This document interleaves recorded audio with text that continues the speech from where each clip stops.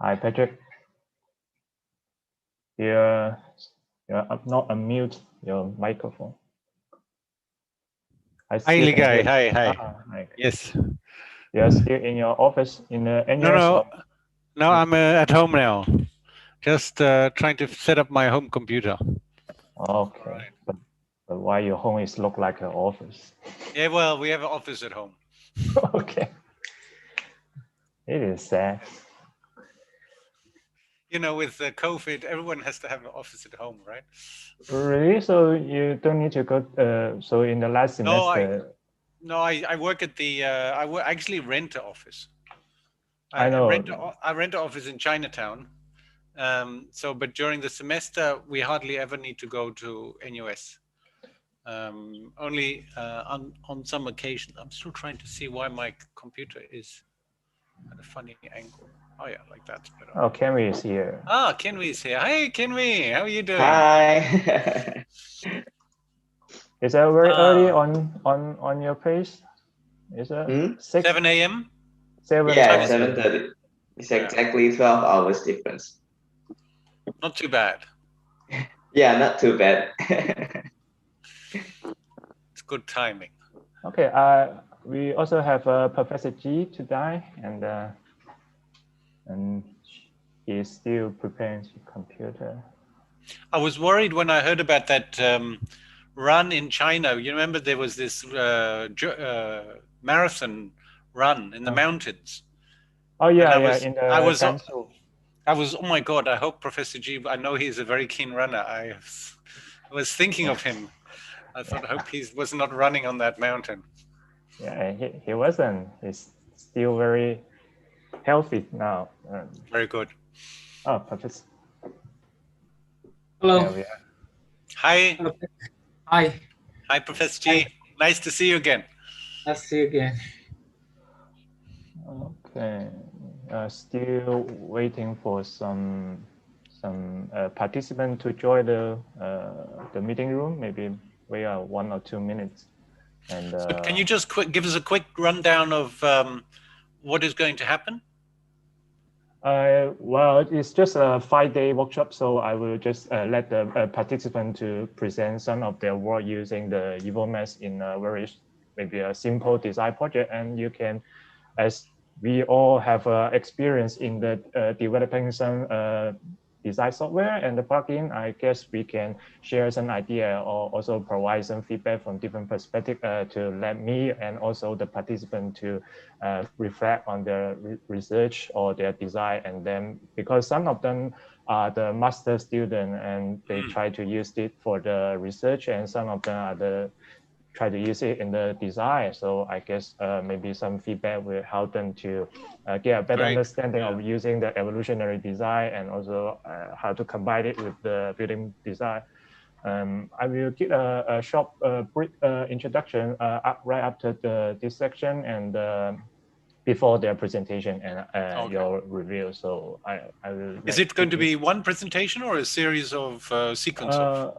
I guess there may be 4 or 5 design project we will be today. So because we have 2 hours, so maybe one for like 20 to half an hour. So we have a lot of time to discuss all the. And we do the discussion after each one or at the end, after each one? Yeah, after each one. And if okay, we can also have a final thing that final discussion. Yeah.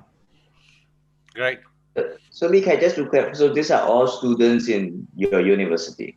No, this is actually, let me see, I have some requests.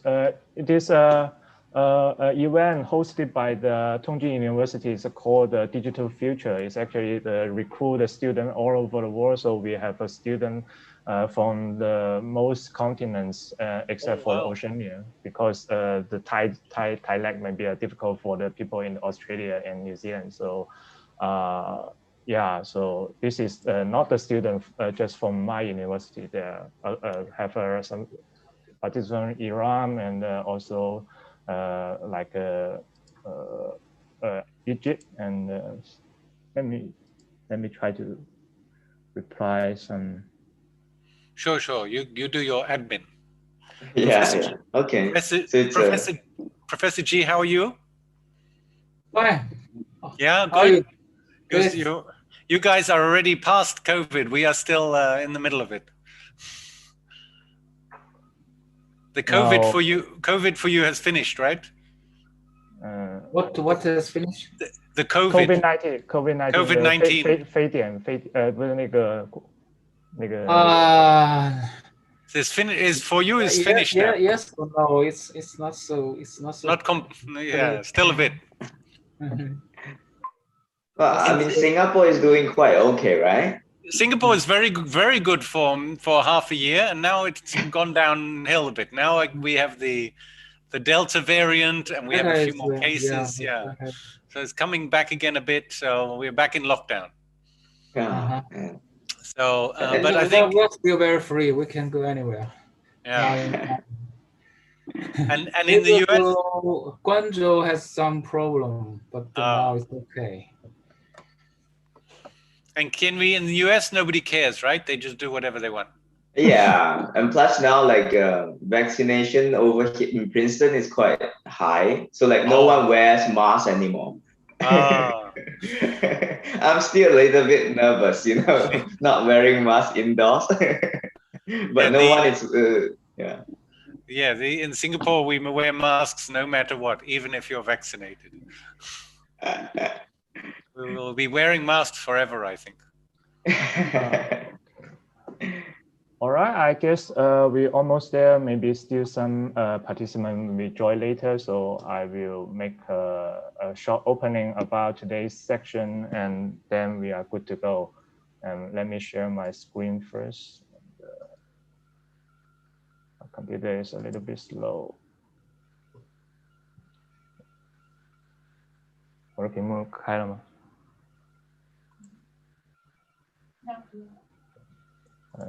Please give me a second.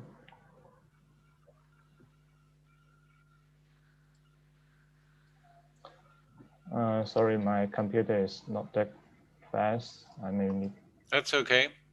It's some time to make them to. All right, I guess it's coming. All right, great. So welcome everyone, and tonight is the final section for our digital future workshop for the EvoMass, and this workshop is have a name as a agile performance-based building messaging design, automation, and exploration.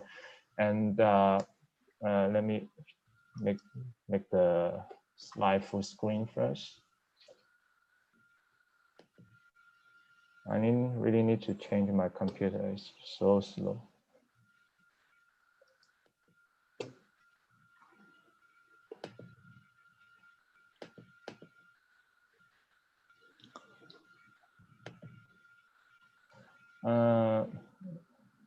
Sorry, still waiting for the computer to respond.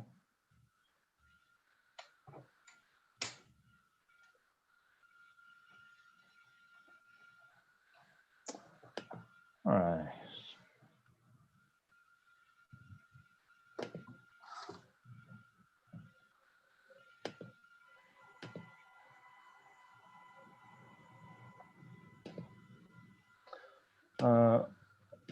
All right, so okay, there's a goes a little bit too much, and sorry, the computer is so slow.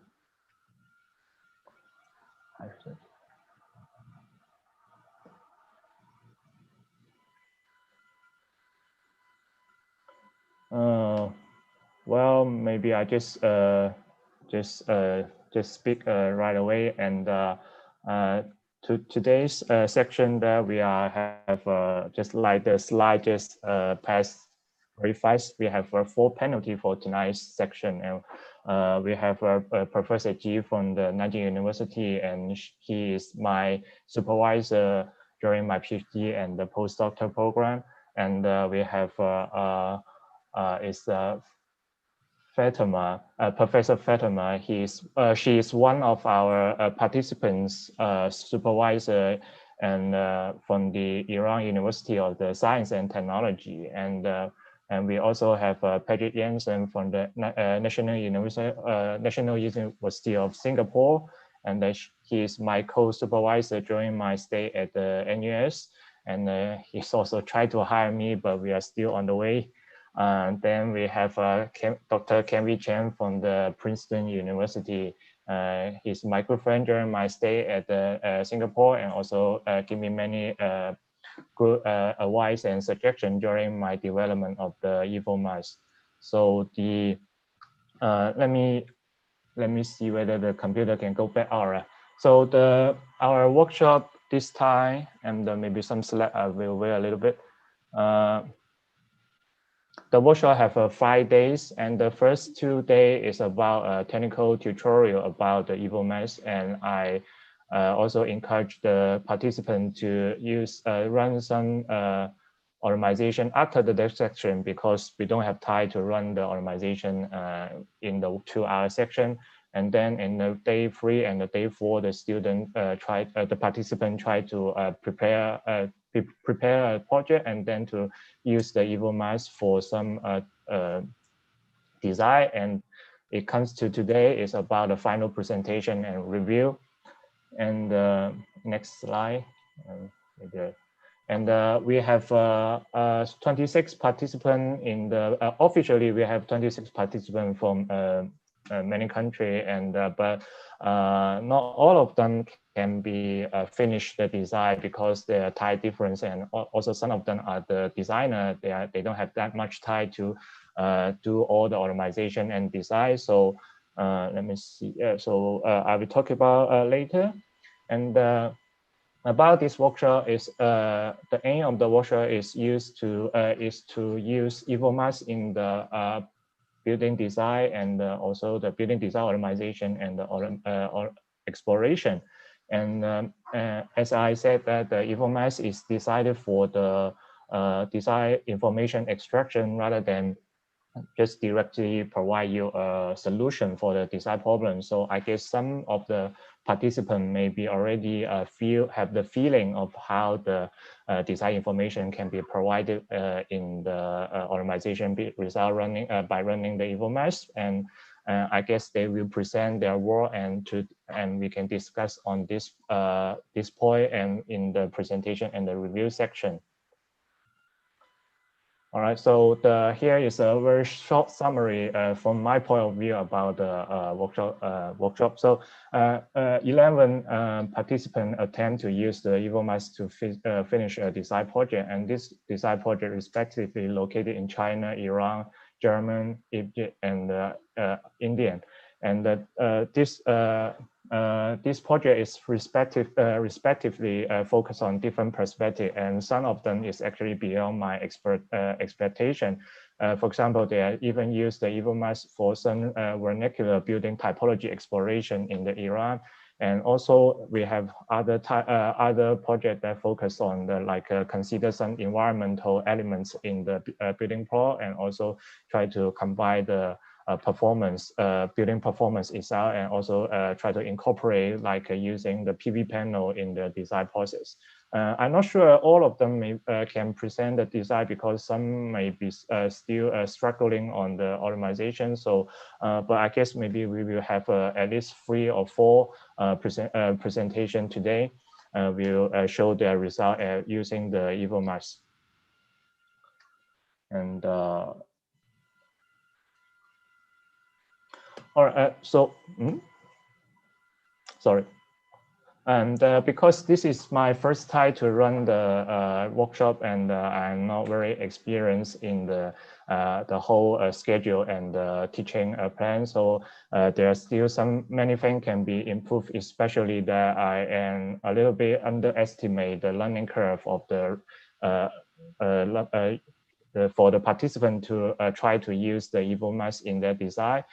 So during the design process, we have many discussion on the tutorial on the technical part, but at the end, maybe for the design part, the design development maybe not that much as I expected. But you can see that even though many of the results may be not very not very mature or the complete, but they still show some interesting design or some potential for the future development. So this part, I guess we can discuss on this thing in the presentation after the presentation. And so I guess this is my brief introduction about today's section, and I will leave the stage for the presenter, and I think we will still follow the previous sequence, let the Iran team to go the first one. So if you need to be the co-chair, please let me know. And I guess I already make many participants, the people who join the meeting room is the co-chair, so you can feel free to share your screen.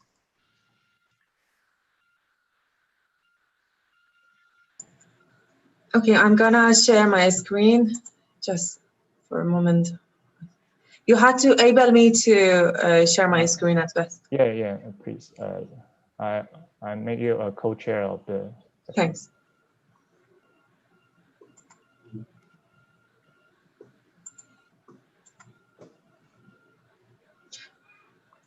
I am still disabled. Really? Yeah.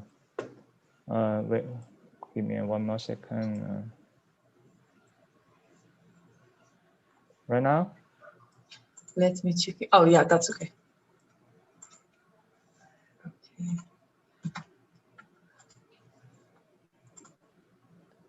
Okay. Shadi, would you like to start? Yes, of course. Okay, here's the last day of the EvoMass workshop. I should first thank you for having us here. It was a very great experience for us. So we're going to present our project very short and not to waste your time. The instructor of the workshop, thank you very much, Lee K. Bang from Nanjing University, and our group members are Parinaz, Mahya, Rasha, and Shadi. Okay.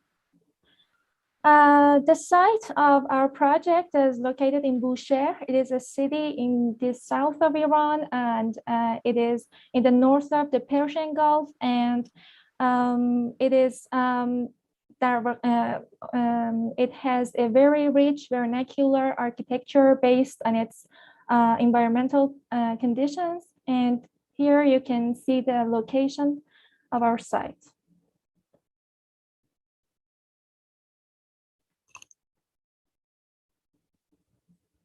It's in the south of Iran and the north of the Persian Gulf.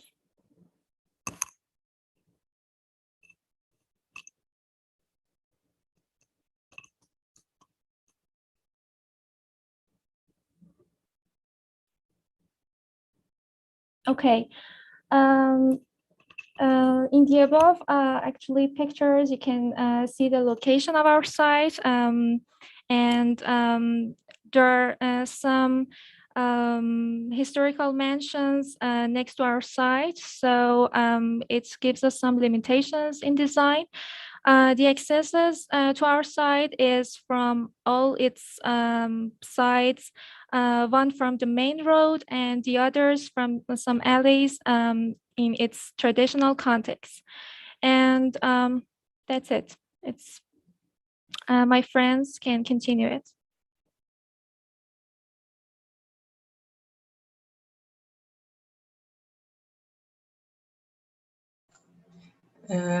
Mahia, we do not hear your voice. Sorry. Here I'm going to talk about the weather data analysis. Actually, we use Ladybug tools for this analysis. The windrows diagrams shows that we have prevailing wind directions from the north and northwest of our site. And actually, the other analysis related to temperature and relative humidity shows that in our hot and humid context, the temperature, particularly in summer, can sometimes goes above 40 degrees Celsius, and the minimum range of temperature is about 8 degrees Celsius.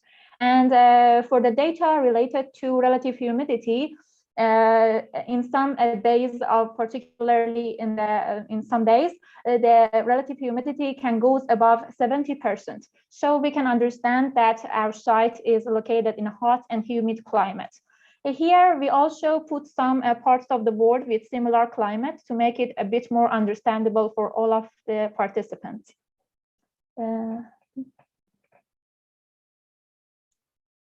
Okay, the next slide, please. We actually analyzed the Boucher psychrometric chart because we wanted to understand how should we think about our design based on climatical conditions. And we understood that in order to have a good design, we should have some strategies, such as we need to reduce the solar radiation and direct radiation of sun on the surfaces of our building. We also need to increase self-shading in our building. Actually, about the natural ventilation, as it's located in a humid climate, we need to increase natural ventilation in our open and semi-open spaces, and the reduction of relative humidity is also really important for our project. Actually, on the top of my head, I should also mention that our site is located in the old texture of Boucher city, and the vernacular architecture of this site is really rich, which takes into account climatical conditions that we are going to talk about it at the end in the next, the other slides, I mean.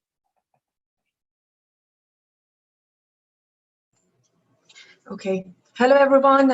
In this part, we're going to talk about a little bit how we analyze and what we analyze in EvoMass.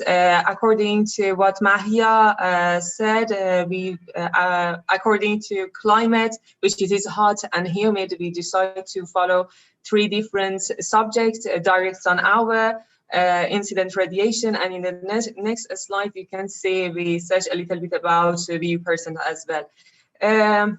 There also in EvoMass, we want to experience more, so we try to work in 2 of the components, both additive and subtractive one.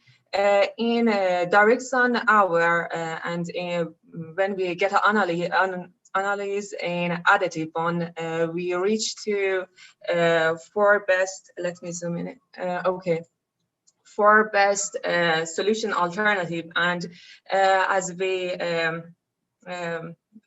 check on it and understand it, it's gonna give us more self-shading, and it is the best solution for us to reduce the amount of direct sun hours, since we do not want that much. We want to reduce it, and we put it on a minimize in our algorithms. And in a subtractive one, the best solution was the one that we can have an open space with the highest amount of shading, and the one that we choose was truly similar to what we have in Boucher. And also in incident radiation section, also we try to reduce this one as well, and we reach same as the direct sun hour. Our alternative in additive one was mostly have a lowest amount, highest amount of self-shading, and since it is the best solution. But additive one was different from what we expect in our size, since in Boucher we mostly have a courtyard, and it is different from what we reach with this component. And in the subtract section for incident radiation, we didn't reach the best, I think. Also, yeah, it gave us the best overall fitness and the lowest amount of incident radiation, but the design wasn't that much good, and we tried to reach to the one with direct sun radiation and with a courtyard in middle of our building. Also in the view percent, I can tell the best one was the second alternative because we have the highest amount of connection and we can see the most of the sea, and it was the best solution for us. In a subtractive one, there was a little bit problem since we want to be on the ground, and but the software gave us a little amount of connection to the ground, and it tried to make a connection and see other places, and because of that we mostly have a bulky volume in top of the building. Yeah, and yeah, for analysis, Mahia gonna follow. Yes, and finally, we decided to compare our results, our optimized results of EvoMass with vernacular architecture, which has great and successful strategies compatible with climatical conditions, which is available in so many papers and references. The results shows that there are so many similarities between our results and the vernacular architecture. Here, I'm going to mention some of the most important ones. Tainos, could you please go a little down to see our final project? Yeah, thank you. The similar results shows that successfully we have courtyard in the middle of our buildings, which is also available in most of the mansions in the traditional context of Boucher. And also we have an extrovert-introvert form, which is oriented toward the north and northwest of the our context and our location. And also we have a courtyard and also 3 to 4 floors for our building with a combination of open, semi-open and closed spaces, which are have shadows in most of the hot days. So we think it is interesting to use this component to further work on this location and to find to optimize our design and compare it with the vernacular architecture and available strategies. And at the end, thanks. This is the end of our project, and I want to thank Dr. Likay Wang for this interesting workshop. We learned so many new things, and thank you for this.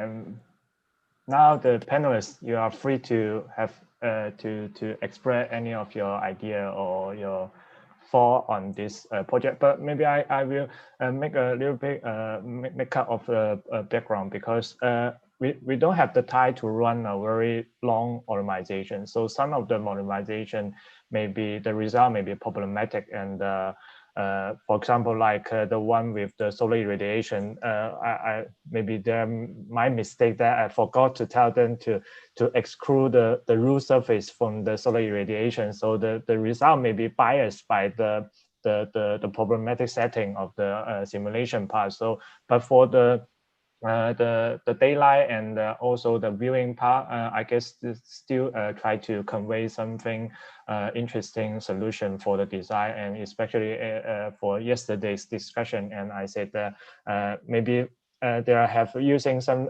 they have find some optimization result have like a cell shading device, and I think that maybe for in the Asian type, the structural technology don't allow the design or the builder to build a very large overhang structure to do the cell shading. But for the modern type, and we have the ability to build the overhanging structure, maybe this type this result may be challenged vernacular building typology for the this area for the thermal comfort or the energy saving. So this is something I want to make for their project. And now, and yeah, feel free to say something about the project. Can I just ask if it's possible to put the PDF file on the chat? So, because I have a bit of trouble seeing some of the text. Then I can open it on my own computer. Maybe a PDF file. All right.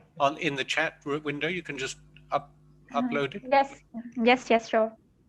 Then I can just open it on my desktop. A bit easier to see. But maybe I can. Is it okay if I start with a few comments? Yeah, sure. So I think you know, 5-day workshop to get started with this kind of optimization process is very short, and I think there's always a desire to when you're doing some process like this. Of course, the desire is to focus on the solution, because you're using this process to try and get you know, even the name, you know, optimization would suggest that you're going to get some really good design. I think in a 5-day workshop and in a context where the historical buildings have been evolved for thousands and thousands of years, not for 5 days. In real time. In real time, right? I mean, these buildings in this context are very, very well adapted to the climate. So I think from day one of the workshop, I would have expected the evolved designs not to be as good as the vernacular design. So I think that's, but I think what is, I mean, and even, you know, even saying that it may be possible to start seeing some hints and some possibilities that if this was this process was explored further, just like Likai was saying with this final image, the fact that the vernacular design doesn't have these kind of overhangs, maybe the evolutionary process would be able to, in the long run, discover some other possibilities that were not in the vernacular kind of repertoire. But really, that would take, it's a very iterative process, and that would take many, many iterations, I think, to get there. But I think the process that you've gone through is exactly, I mean, it's exactly, you know, the kind of learning curve that you need to go through, and it highlights that the really difficult part of this process is defining the problem in a way that you know, makes sense to apply computational exploration. So when you first start, you kind of, I mean, not you, but people in general feel, you know, oh, you know, it will come up immediately with something interesting. And usually it comes up with stuff that reflects, you know, maybe certain usually I think the evaluation criteria are very, very critical. And so Likai also mentioned that perhaps one of the, I think the massing, which was, you know, with the big red roof and the very small hole in the middle, I think that was one of them. You know, just if the evaluation criteria is constructed in slightly the wrong way, then it will evolve towards that, right? And then it will evolve something that is optimal for the thing that you're evaluating. But it is, of course, not optimal to the bigger story of, you know, to the architectural design. So I think that's so one question I have with regards to that is the evaluation, the EvoMass part. I mean, the form generation is sort of predefined, but with certain parameters by Likai's Grasshopper plugin, right? But the form evaluation, is that you created your own Grasshopper network for evaluation? Yeah. Yes. Actually, we use the algorithm that Lee sent to us during the workshop, but we try to understand with Ladybug and how we can analyze it, and we try to change a lot of different variation in the component, EvoMass component, and yeah, that would be. We added some components to the algorithm, actually. Yeah, because I think, you know, even us as researchers who've been doing this many years, many decades Oh my gosh, so long. You know, the first time you run something, it always reveals. The first time I run something, it always reveals my mistakes. Not, you know, it always feels like, oh, I didn't think, oh, it evolved what? Oh, that's not what I wanted. Okay, I better go back and tweak it. And that process goes on and on and on until finally at the end you start getting some things that start really feeding back. But I think that whole process, so I think that the question, I think, which we've had some discussions before with Kianwei and Li Kai and with this kind of work is always, what do you really want out of this? Do you really want the best solution? Because probably none of the solutions that get evolved are the one that you would pick as an architect and build. You're more trying to just get a general understanding of the space of possibilities. That, you know, there are good solutions. Even the bad solutions are kind of interesting because they also help you understand, oh, well, it's bad in a way, but in another way, in a very narrow way, it may be good at something, but bad in general. So I think this is, I mean, you know, I think you shouldn't be disappointed with the results. I think it's the process as a whole that is really kind of the most valuable. Actually, one of us, Rasha, he didn't speak during the lecture, but this part was what he ran, and he tried to not to take the best one. He tried to choose the one that have a more meaning to our site or our idea, and we try even to choose the project as according to this form that we reached during the subtract analysis. And may I please add something? Actually, here in this context, as we are familiar with it, we need to increase natural ventilation. Natural ventilation is really important in this context. But actually, we didn't add a natural ventilation analysis for this workshop. We didn't have that much time to involve all the aspects of the climatical conditions. So I think natural ventilation is also really important, which gives us so many important strategies related to vernacular architecture that we should pay attention to them too. So we are going to work on it in the future, and I think it can help us. Yeah, no, I think that's definitely also, there's always factors that are too complicated or you don't have a simulation for, and those require more time.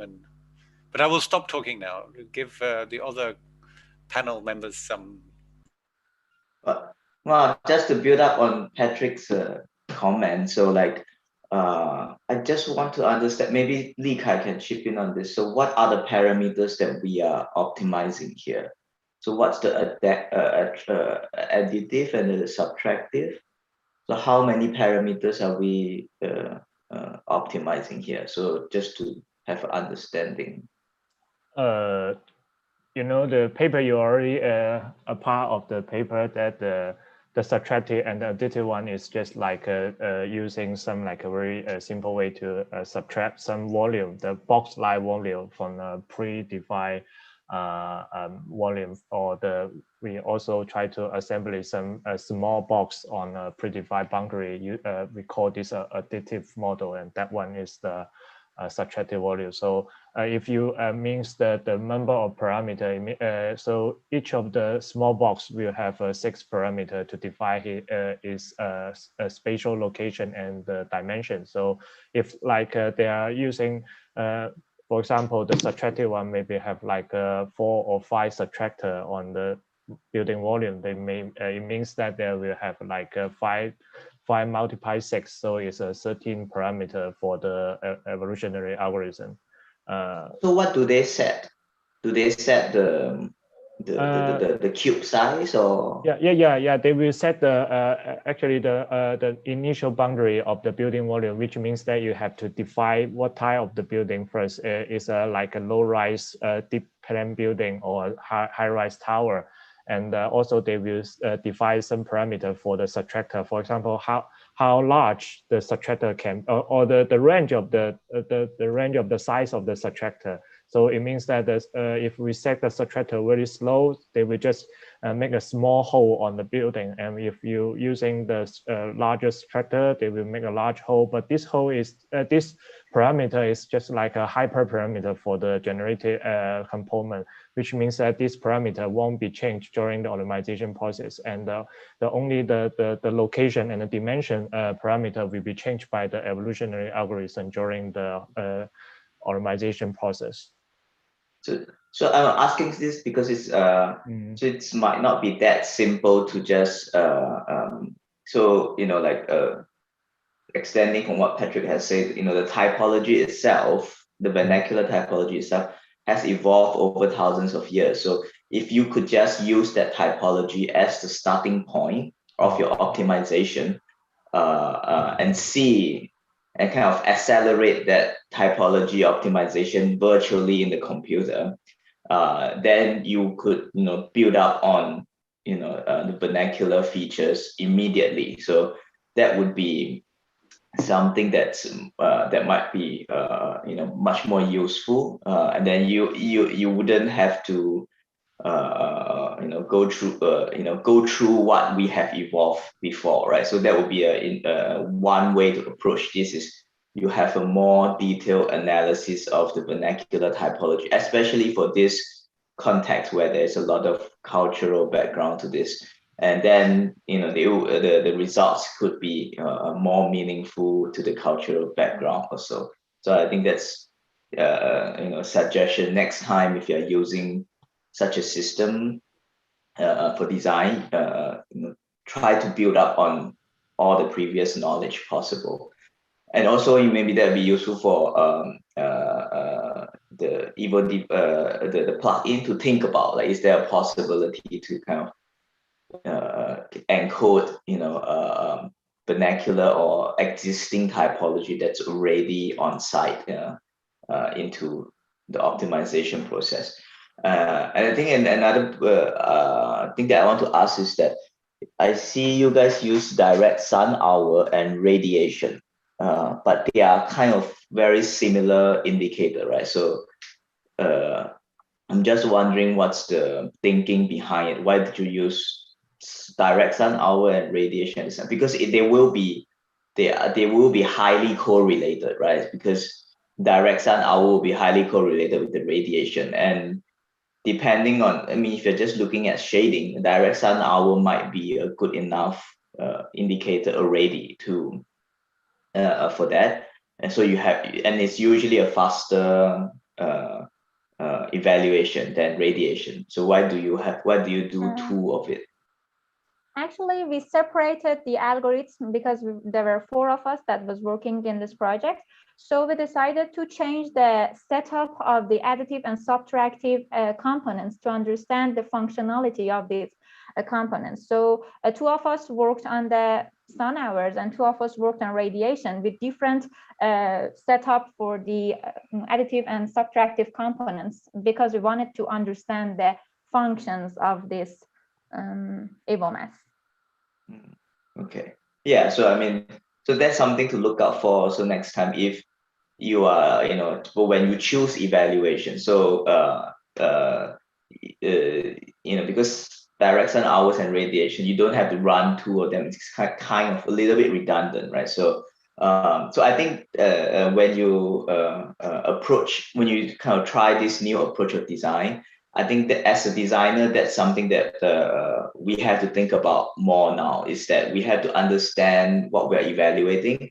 And essentially, I think, designing for in the future where AI and digital, digital tools will be more and more common and rampant, what designers really need to be able to do is essentially choosing the right evaluation, setting up the right schema, and the ability to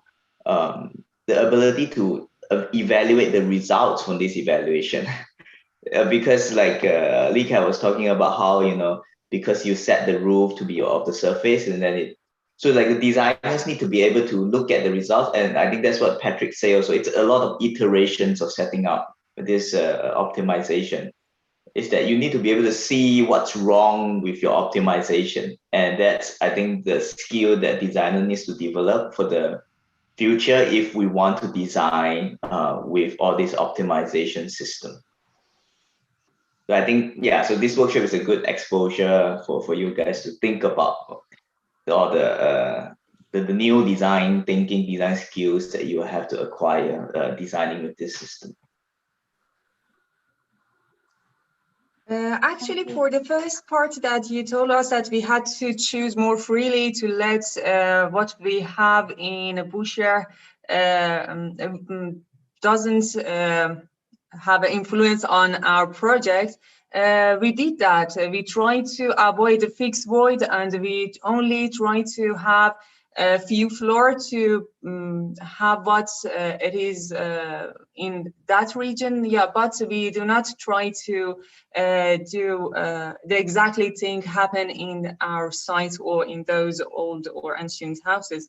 The result of some of the analysis in subtract section was truly close to what we see in that part, and it was fascinating for us too. And the reason why we choose direct sun hour and incident radiation and not radiation, I make a mistake to write it radiation only, was to see what different results we're gonna see. Yeah, they are the same, but we wasn't that much experience in this software, and we want to see what different model we're gonna get during the analysis. Yeah. Okay. Will I say something? Sure, please. I think within 5 days you have done so many things, and the result is very, to me, it's very interesting. I appreciate that very much, and I think I have one question for you, because the last result you presented is something have some similarities with vernacular houses. Because I know this software you use additive or subject ways to generate the volumetric models, and it doesn't means you will get kind of a volume configuration. My question is, when your final result has some is similar to the a molecular house, is when is that how to say a coincidence, or that all by the software, or you intend to make that? I mean, how did you control your parametrics to generate such kind of volumetric? Firstly, we wanted to use some fixed voids for our project, but we decided to remove this option, and we just limited our project to the floors, because the neighbors are in just the maximum height of the neighbors are 3 to 4 floors, and we just limited our components from the height, and we didn't choose any other options to actually close our outputs to the vernacular architecture, because we wanted to finally compare them to the existing mansions to understand how these EvoMass components work. So the last parametric model is also done with the software, or you make it by yourself? I mean, the last one. Actually, we combined some of the results that we got from our analysis and put them together and made it by ourselves, because some of the results showed central courtyards and some focused on shading, some And finally, actually, we combine the result with the results. It's not exactly what the EvoMass gave us. I see. I'm just curious. So in the end, did you guys run all the evaluation on this and see how well it performs? No. At the end, we just designed it by ourselves. We didn't use any other algorithm or optimization. We just think about it as a designer to use these optimized options, and we actually combine them to have a form which is compatible with the context and is also good for this climate. I mean, you can still evaluate it. You can still run the direct sunlight hours on it. So did you do that? I think we should do that. We forget right now that you say it was like a hint that why we didn't. Yeah, we had to do that. Yeah, so I mean, I think that's a very interesting design process where you essentially the way what Patrick was saying, and I think what the Professor T was talking about is you are exploring the brief. Right, so in the end, you explore it and then you learn new stuff and then you put it together. So the designer still in the end synthesize all this stuff, and then it would be nice if you can evaluate it again and just to see that if your intuition is correct. We should do that actually. It's because of the lack of time, actually. Maybe you can make a parametric model of your last result and do the optimization to make it maybe more better accurate, more accurate, right? Oh, not accurate. More detailed, I think. So I guess we can move on to the next one. So who would be share your screen, and Ibrahim or Muhammad Ali?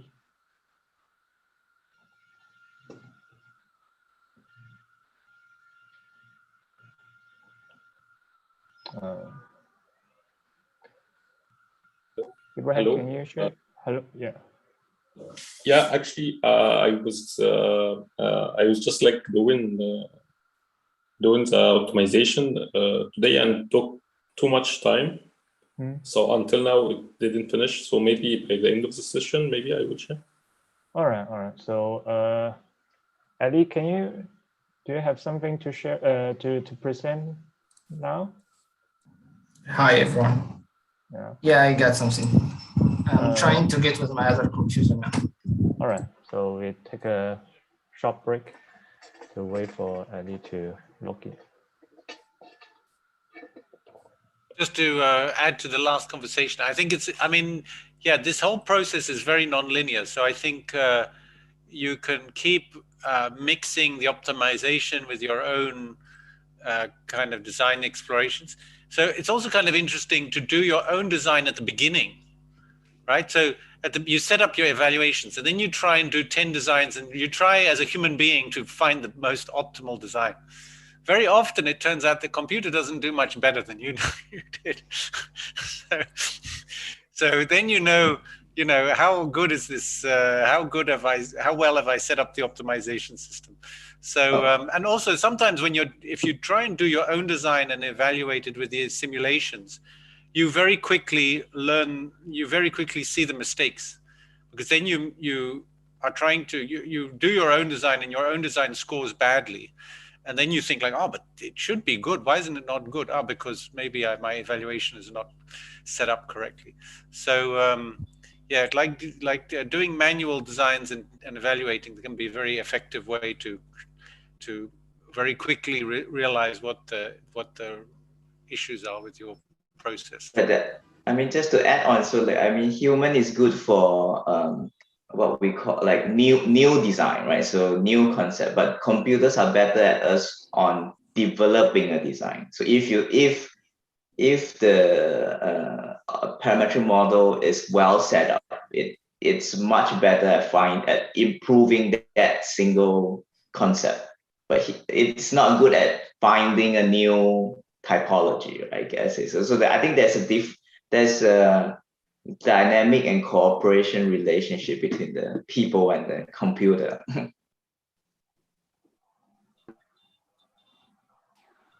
All right, Ali, yeah, you are good to go. How are you guys? I hope you're doing well. So my friend is from Iran, just raised the roof up to high for a 5-day workshop. So I was working alone. I didn't get this result as they did actually. But anyway, I will show what I did. So my design goal was to redesign a pre-existing building in my city. It's a governmental building. As we did some in my studies in my school, we did some study analysis for this building, and we found that it wasn't the optimum design for the building. So I just tried to use a new tool, which is EvoMass, to evaluate it and try to find a new design. I did it depends on actually in two ways, like the subtractive and additive form finding components. The main reason for design, or main goal for me purpose, was to make the roof like more optimum to be used to use PV panels.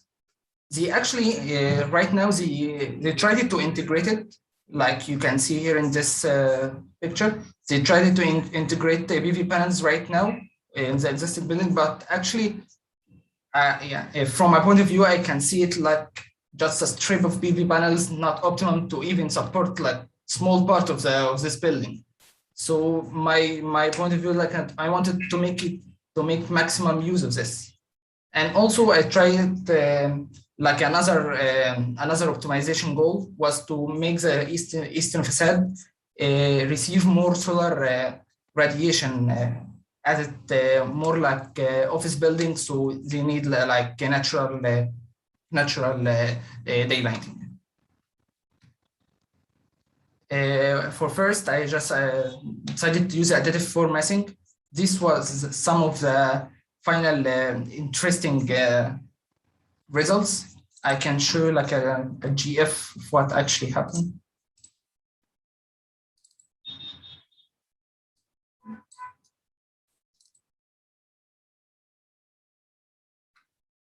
This was some of the results that I, depending on the fitness value, that the computer said that it's better to use this design, and some of the interesting things that I decided maybe I can use it for my design.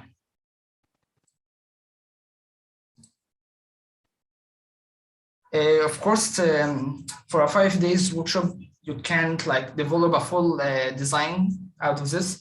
But I liked we just tried to find like some building that may come out of these options made by the computer, like the Shenzhen office building. They used step building. Like I actually, yeah, you can see that most of the results, like it's stepped, so you can maximize the radiation on the roof and also the daylighting on the east facade. After I used the other component, which is subtractive formatting, the result was actually interesting, as they all had one thing in common, which is the presence of an atrium or a core, even though I didn't choose to make one. So the design always, even after try multiple optimization, it always gives me that there are core or atrium in the building. So also I just searched for some buildings that may have this this concept design of an atrium in its design, like these buildings. And also can show you the subtractive process. Yeah.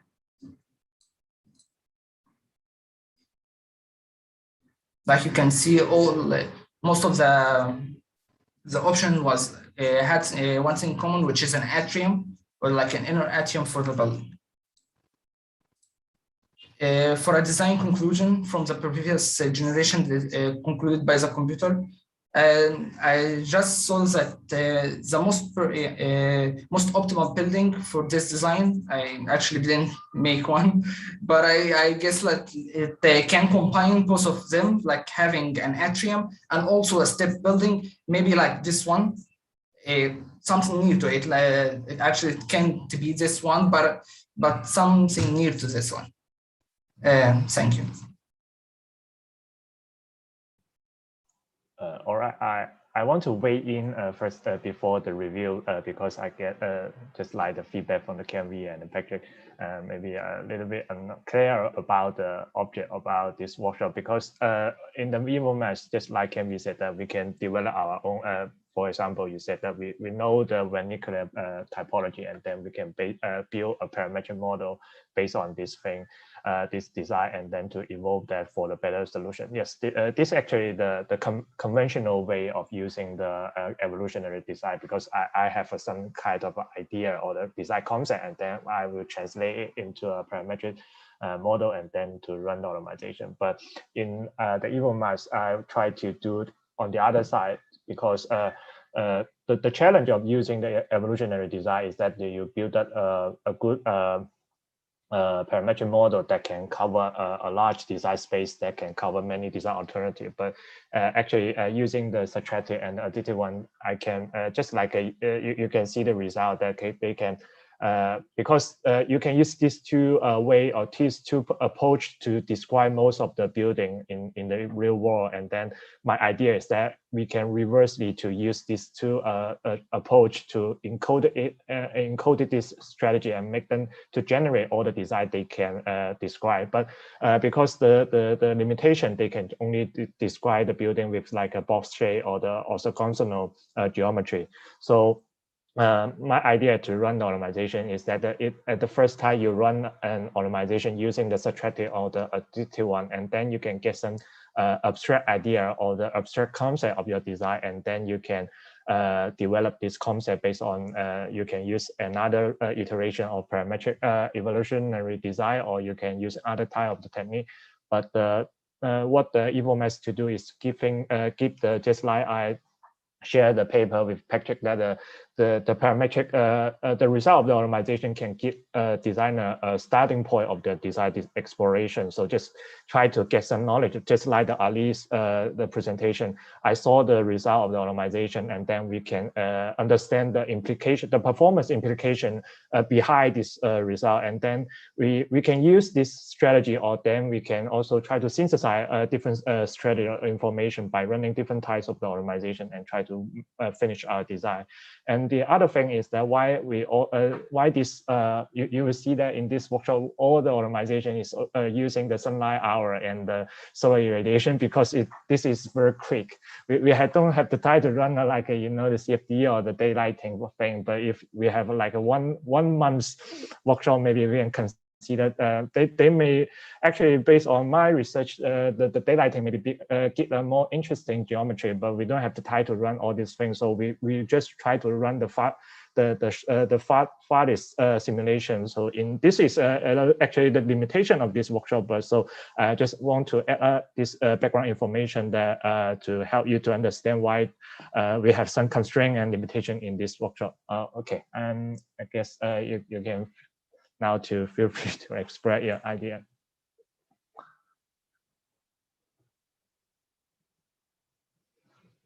Do you want to go first? Yeah. I'm thinking, digesting after Li Kai, and but you can go first. Okay, I will go first. So, so I think the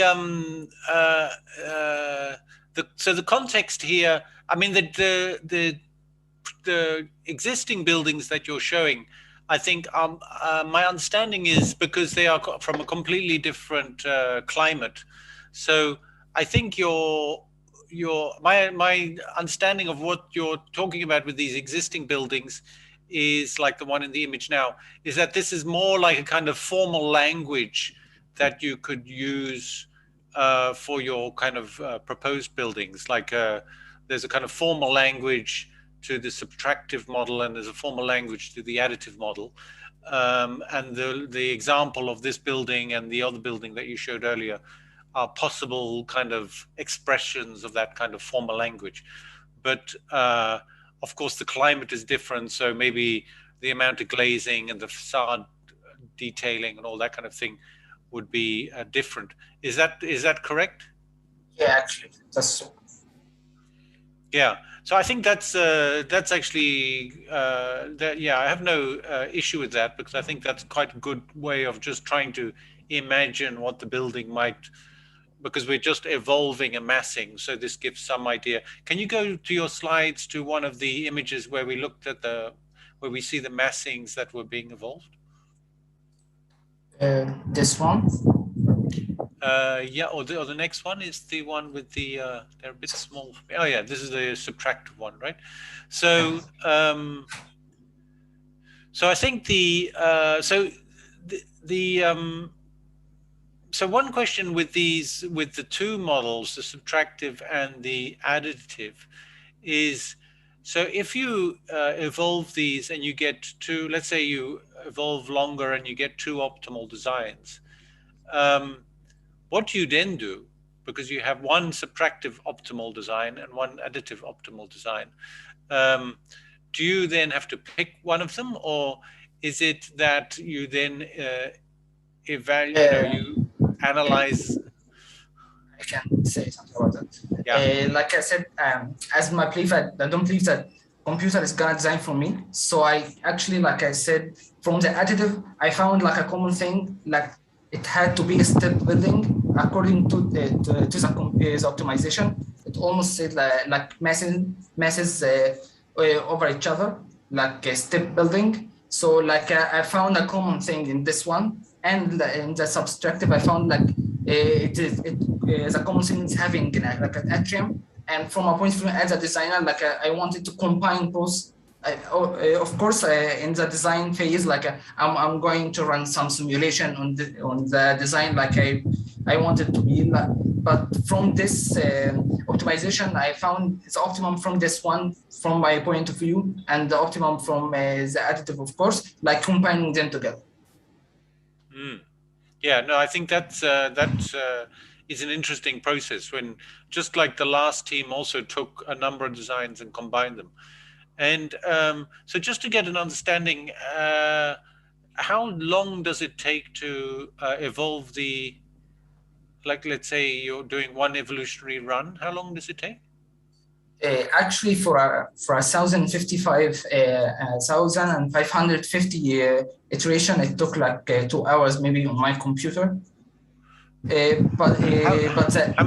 many thousand? 1,550. 1,500. Yeah, iteration, not a generation. Iteration, sorry, not a generation. Yeah, 1,000. So it's still quite a lot. So it's still quite a sizable population. They are a lot. Like when I choose the optimum ones, like I can say it arranges the product or the result to meet the fitness equations that provided in the to the component. So what you see, like the most optimum options according to the component algorithm. Okay, yeah, I got it. Yeah, no, I think it's also, again, like the last group, I think it's really interesting as a process, and it's really the process that is starting to learn how to interact with these tools. And so it's a very different way of designing, and different way of using computers. I think also, going back to what Likai said, I think there's great value in this massing studies that have very few constraints. So I think the kind of the benefit of EvoMass is that it can generate such a huge variety of massing forms. And so the courtyard house in the last project, the traditional vernacular courtyard house, could be generated through a subtractive kind of modeling process, maybe also through additive, but probably more likely in the subtractive one. And in this case, I couldn't quite tell the existing building. Probably you wouldn't want to generate the existing building because you said the existing buildings doesn't do very well. But again, I think the forms that it's generating, there's a lot of variety, and so I think it's an interesting process to go through and explore all these different options.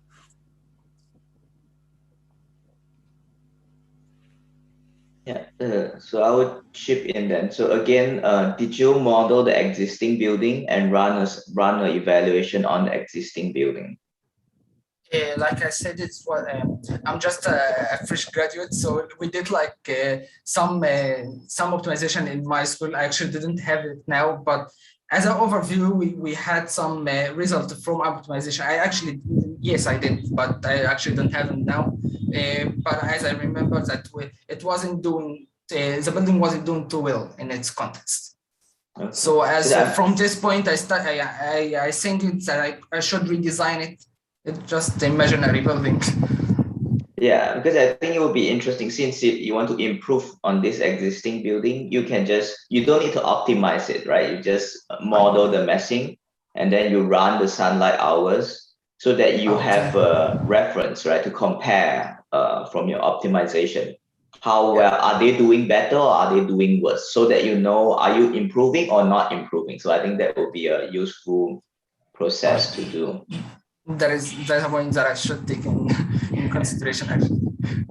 And I'm sorry, so you say you want to optimize the eastern facade. So I'm not very familiar with the climate in Iran. So why only the eastern facade? I'm actually in Egypt.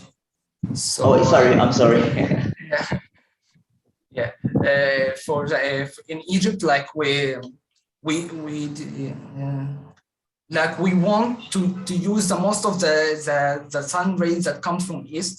Like in the ceremony, we can use it.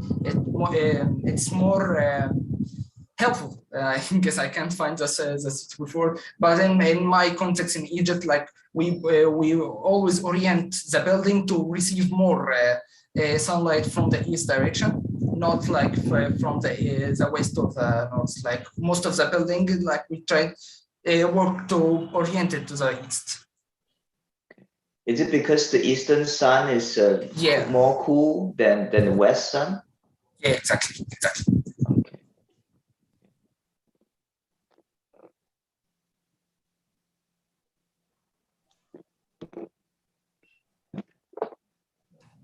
But then in your optimization, did you just ran the radiation for the PV, right? Not the eastern facade. Actually, in this point, I had some help from Likai.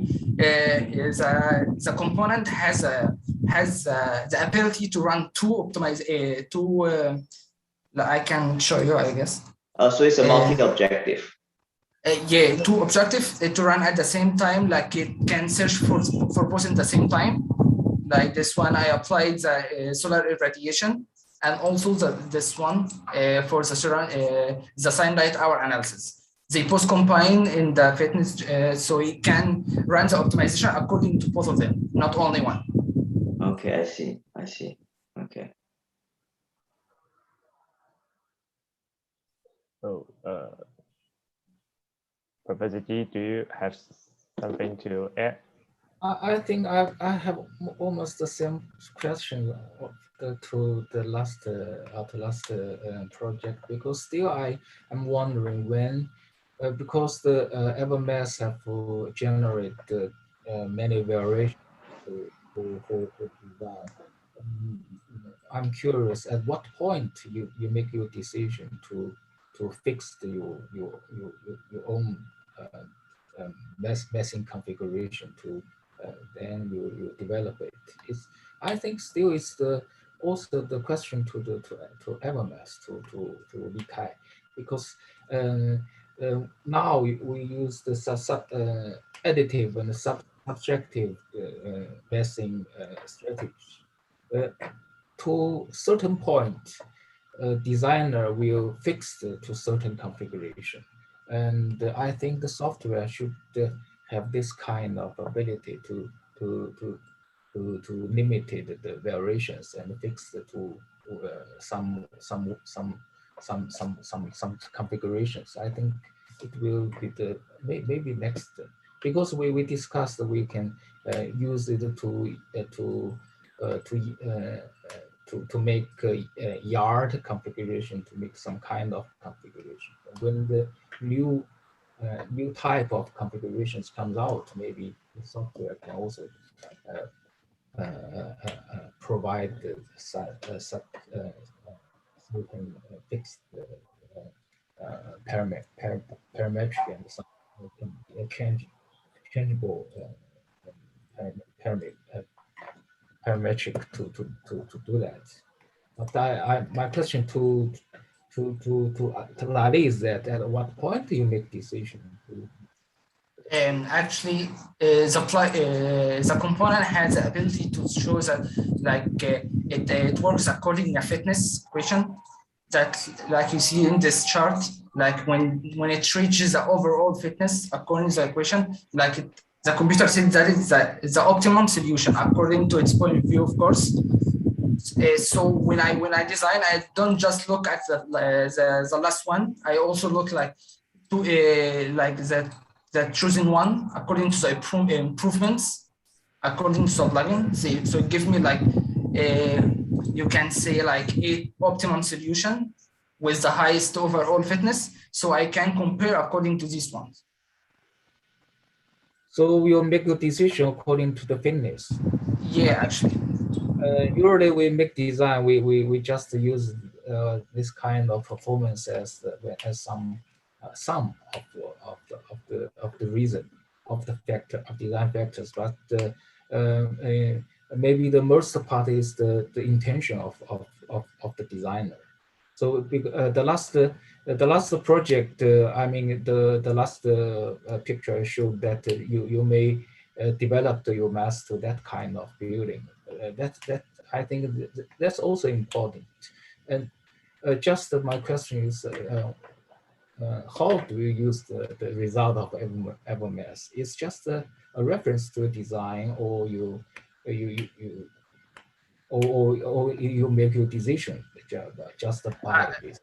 I guess I just use a starting point for my design. Like I said, I can depend mainly on the evolution of EvoMass. I just try for a thing. I try to combine both results from the additive and subtractive. I just didn't take some result.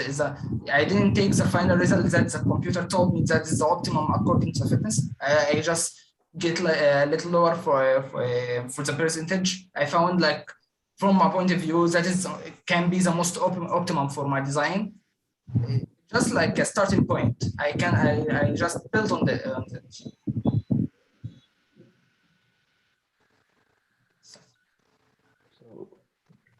All right, so maybe we can move on or to the next project. But I guess the Professor G's question is that you use this maybe just like a reference for your future design, not the final solution for your design. Yeah, that's it. Yeah. So all right. This is maybe I can just add also. I think that's. Professor G also mentioned in the previous project this idea that the final optimal design that you find, or let's say you combine a few designs, that might become a parametric model that you can then further refine through other optimization techniques. So you are sort of narrowing. You start with EvoMass because it's very, very broad.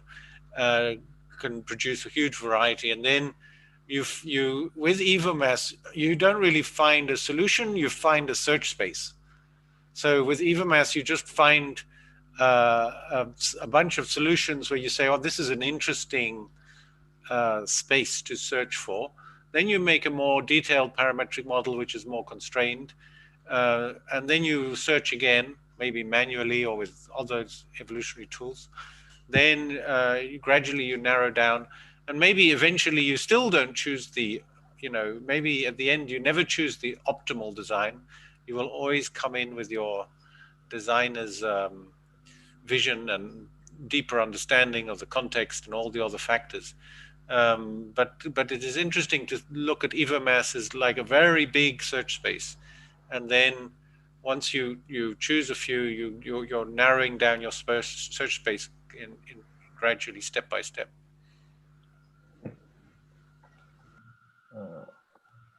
All right, so let's move on to Ibrahim.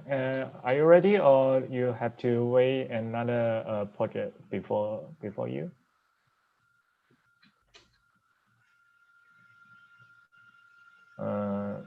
Ibrahim, if you are. No, I think I will read too. I might not. All right, I will lead you to the last one. So the next group is from China and Taiwan.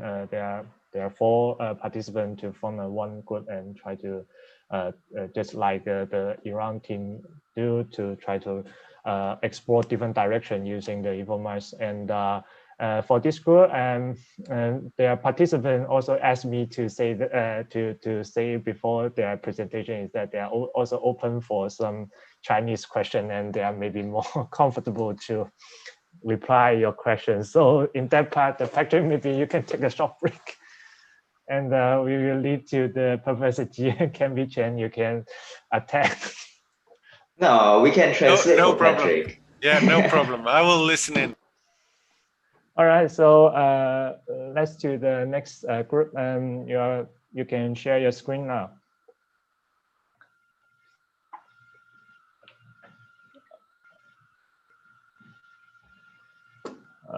Do you need my help to enable you to sharing the screen? Anyone? Wan Lin or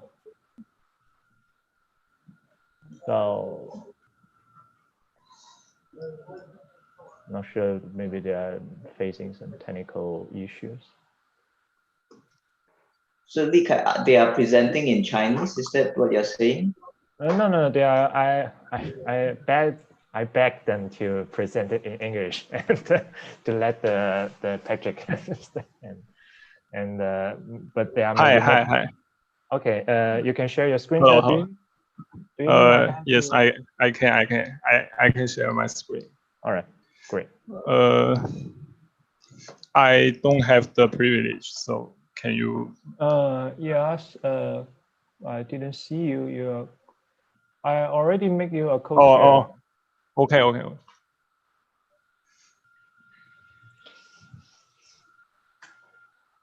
And now we see ourselves. Well, I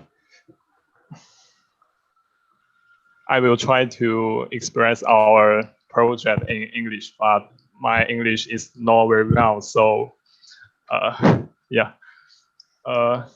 Let's begin. And well, let's.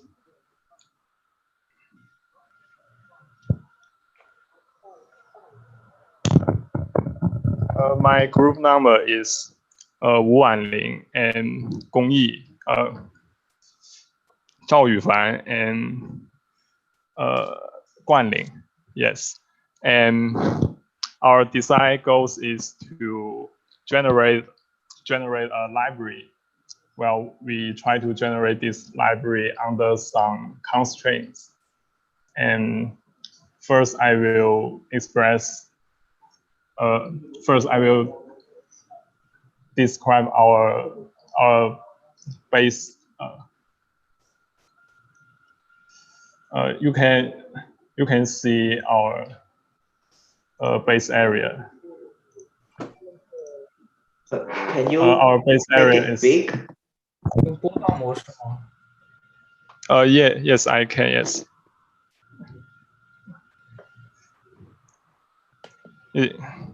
Is that okay? Like this? Yes, it's great.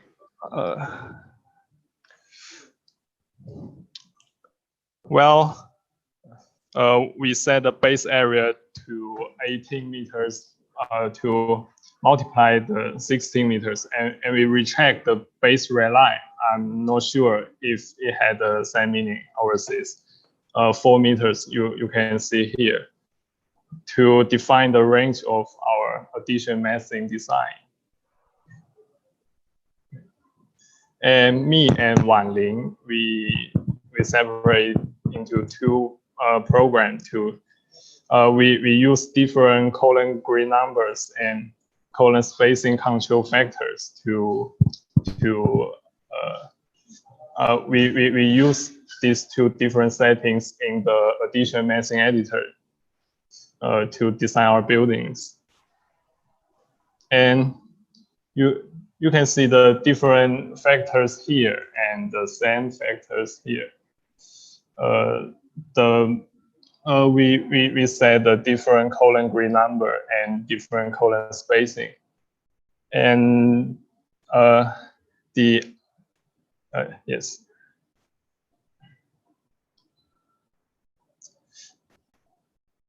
And this is our generate form operators, yes.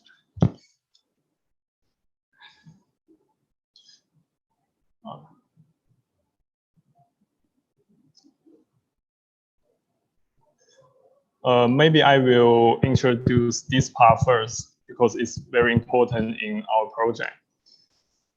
Well, in our research, we try to avoiding the original trees in the field. It is optimized by continuous iterations, making the library sunlight hour and the radiation difference between the summer and winter. Among them, the trees play as the most important position in our penalty value. So the final body, the shape will give priority to the trees. Well, maybe you can see the result here. You can see the plan here. You can see the building's body is avoiding to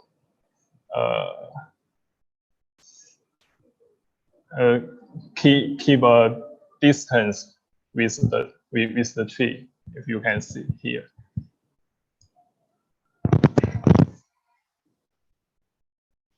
And we using the size of the site to divide by the column spacing of the target building, and we get a number of columns in the XY direction. Our parameter shows in this PPT. Yes, I already showed it. And I think, yes, these two parts is about the sunlight hours analyzed and the solar radiation. In the we choose the solar radiation difference between the summer and the winter. We use the figure to be one panel value in our finish. Yes. And this part is about I already told it. And you can see the EvoMass is running to find the to best result depend on our finish. Yes.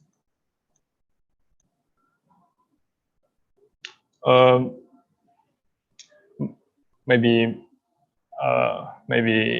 let's invite my partner Wan Ling to describe the next part of our project.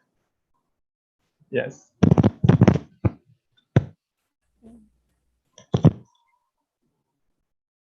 Wan Ling. Hi. Hello, my name is Wan Ling.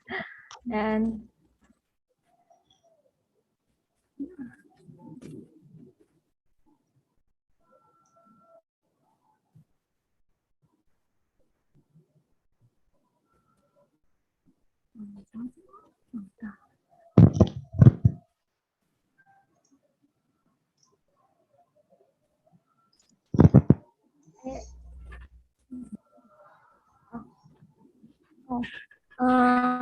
So the setting of the two different parameters, we choose the best for solution after optimization. The climb spacing 4 and 4 type is let building mass to be more flexible, and at the same time, it is better to avoid tree position, but however, a smaller scale is still above for the type of library building needs to consider. And the right tab is the using the climb spacing 6 and 6 to make the unit of building mass larger. It will be generate more overall and larger building mass. The fixity of the building mass will be reduced and the diversity will be smaller. The lift type can often avoid trees completely through street transformation, but the shape is relatively scattered, showing the form of the combination of multiple small blocks. Although another types also avoid trees, they still particularly invited the trees. However, this type has a large and more competitive plan and a large combining of shapes, like this one and this one. This one is small and this shape is more large.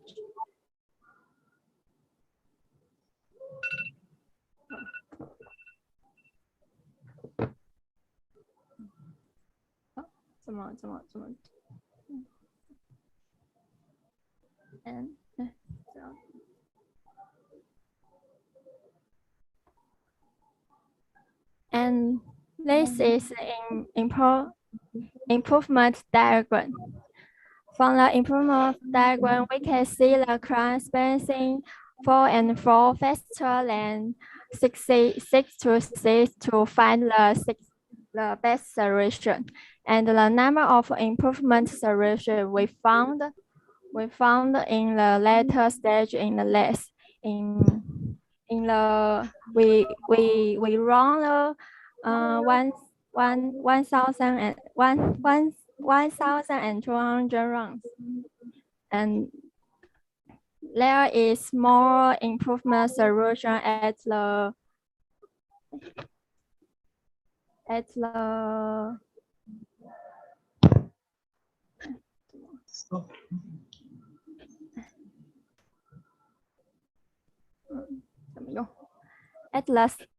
seven times this, and the climb spacing 6 and 6 converge later to find the best solution.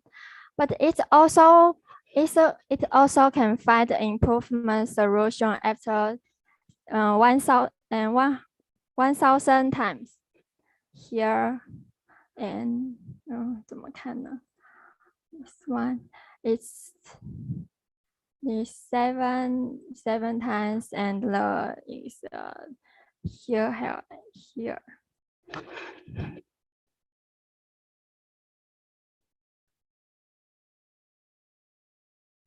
And in the fitness average diagram, we can find the climb spacing 4 and 4 type is near converge after 5 generations.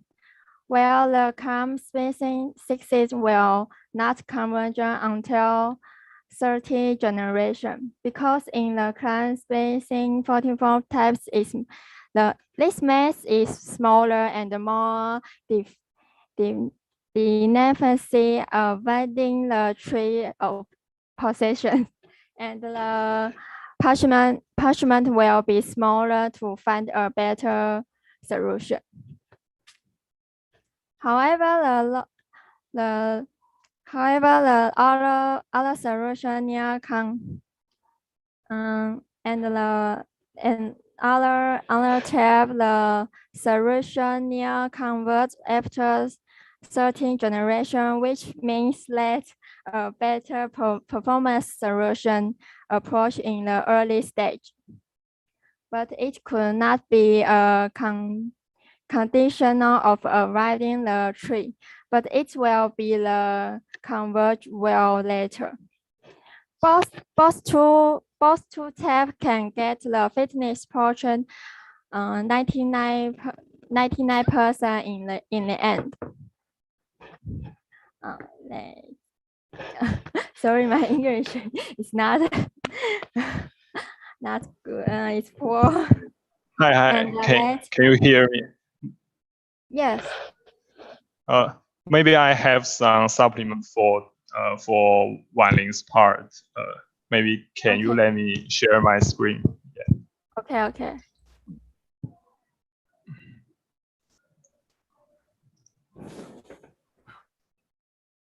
Oh. 可以吗？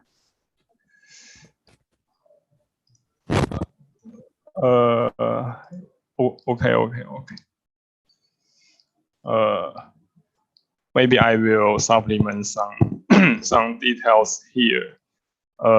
If we select 6 multiply 6 of the column spacing, which means to increase the size of the phone we used to combine to be a building, and we finally get a more integrated bodies and comparative rules, and maybe architecture maybe it's flexible of the volume, but it needs to discuss because our building is a library, and maybe it need a more large plan.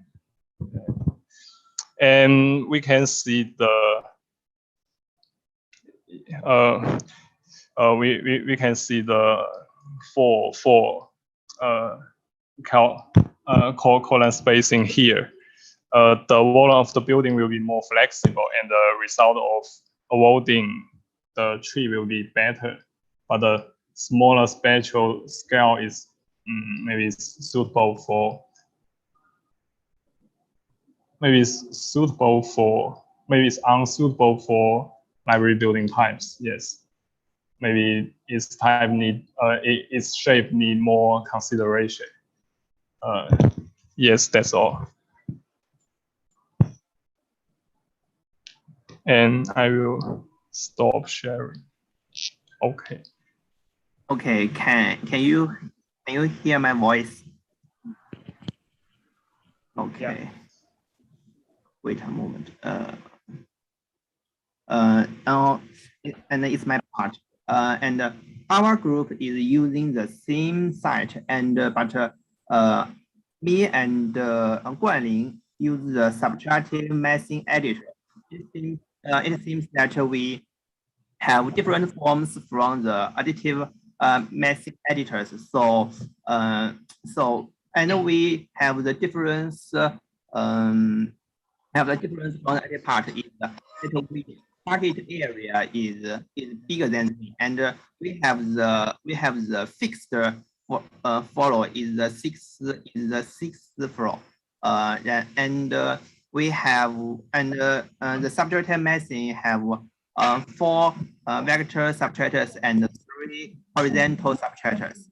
And next part is our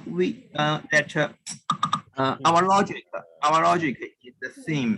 The idea is idea is that we want to combine the factor of climate simulation and the building institution to influence the building form generation is the same. The next is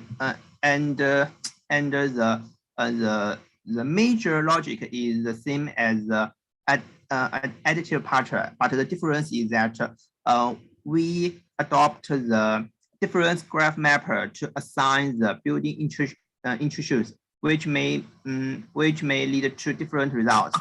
And in my design, I regard the building intrusion as the most important factor to influence the methane generation. So it's the mapper. I assign to the building intrusions, and we can see the result in simulations. And we also found the value of the region of the axis in the graph mapper matters a lot in simulation, which will lead our simulation into different directions, and also about some failure cases. And my part will introduce our failure and successful cases to you, and it's my part's PowerPoint.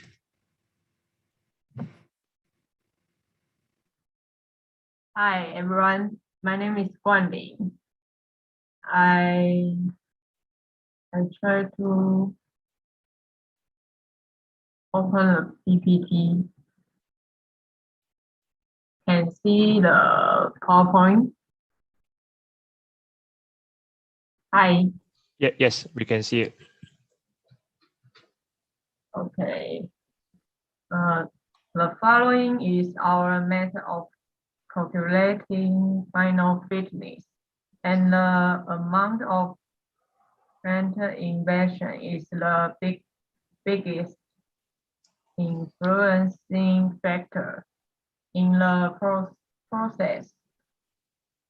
Fitness 1 and 2 had problems in the standardization process, and even in the final result, the building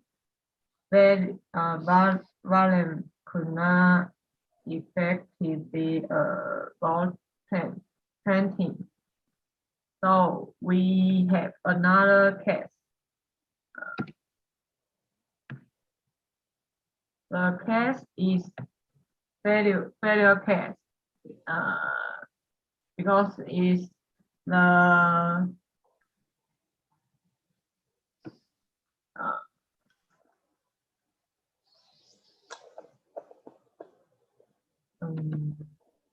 it is successful case.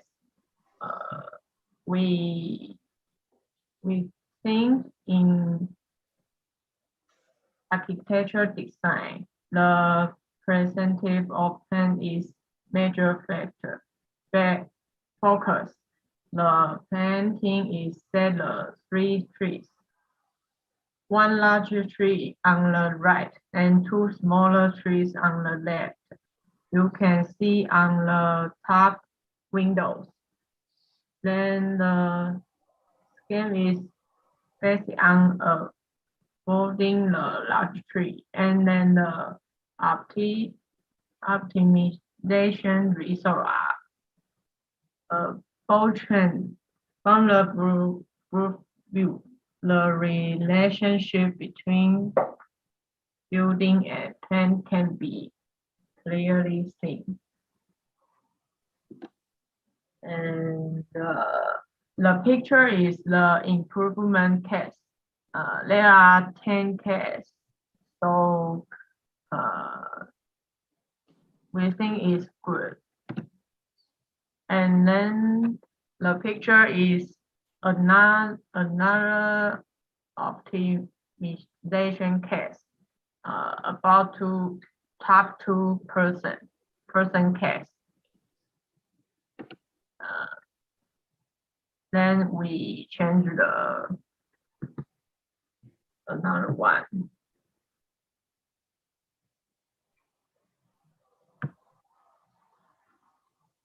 And it's my part also. In the progress, we just combine the climate simulation and the factor of chi into one fitness and to influence the magic generative. And in the progress, I find by using additive matter and subtractive matter in EvoMass can generate really different building forms. And the second is EvoMass is not only connect to climate simulation, but also connect to other factors such as the chi we use. And the most important I found is in the progress of combine the different factors, how to define the right proportion or the limit of the various matters allowed. And I think it is the thing that designers can decide. And sorry for we don't have enough time to choose one of the simulation results to do further design, as the time is not enough for me. And in my simulation part, I find the line in the graph is weird. It's not as successful as the additive part. And we see the red line and the green line seems at their peak stage in the first stage. I don't know why, but the blue line to go up, and the right side I see is the same meanings. And my presentation is over. Thank you for listening.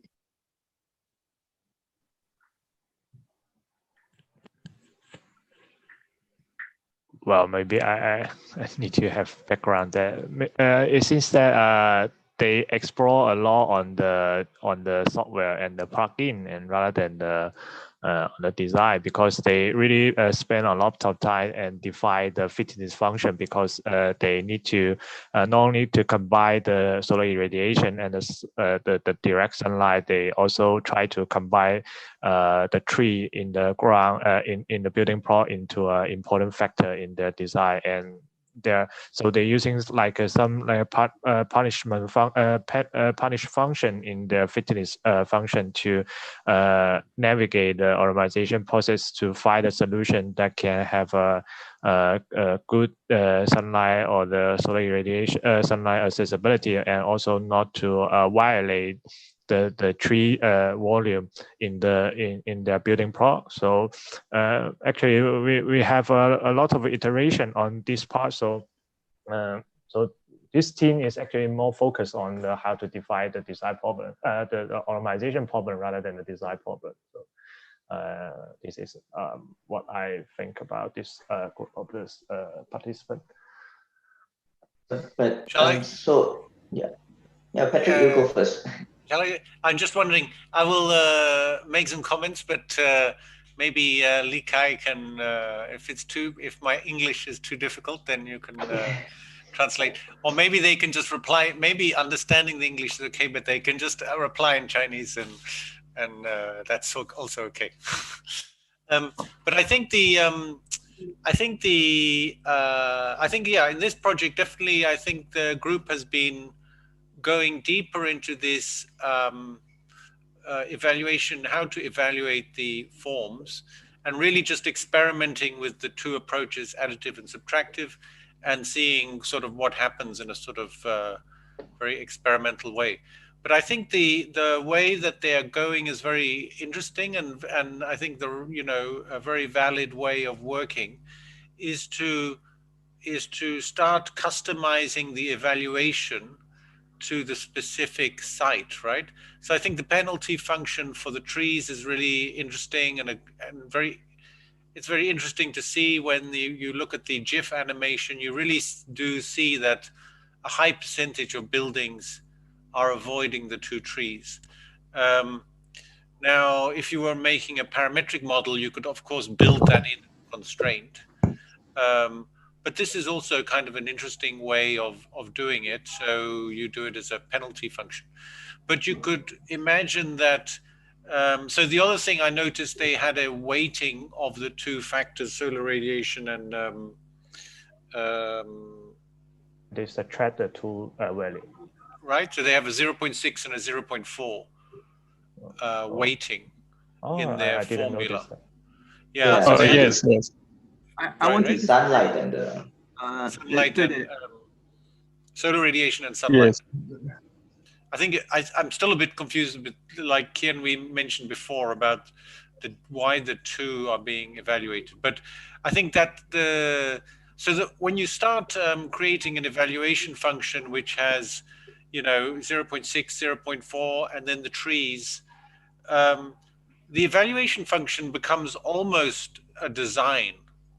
So the evaluation function becomes no longer just engineering, but almost like a very subjective thing, which I think is quite nice and quite interesting from a design point of view, that you are kind of like playing with the evaluation to explore different things and to explore your biases and your preferences and what you like and things. And so, you prefer to keep the trees, but maybe your 0.6 was solar radiation. So maybe you feel solar radiation is more important, so you weight it a bit more. And so you can take this approach even much further and really start playing with the evaluation to explore your own interests.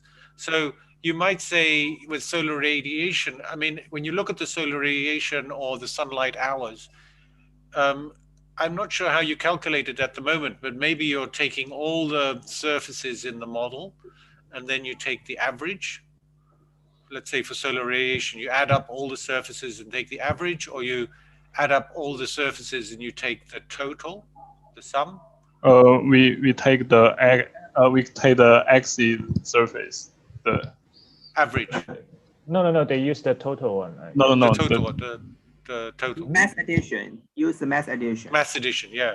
So that's one way, you could do it, but you could also say, well, as an architect, I'm actually more interested in only, I mean, the windows that don't have any solar radiation are not good.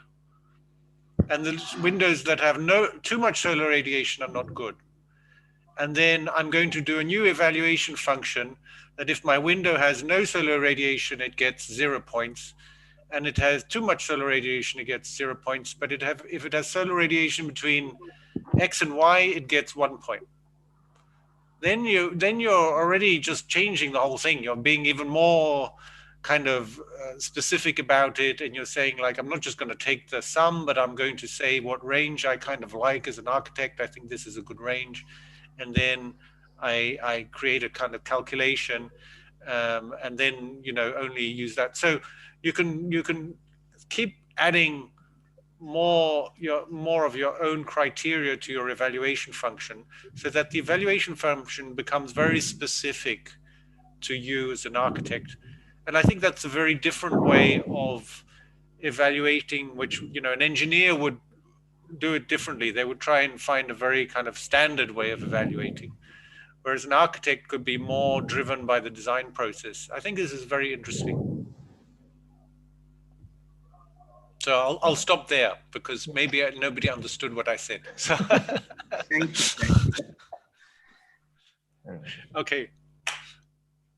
Do you want to reply, the participant, do you want to reply to Patrick's question, or if you don't, we can move to like a Canvey or Professor T?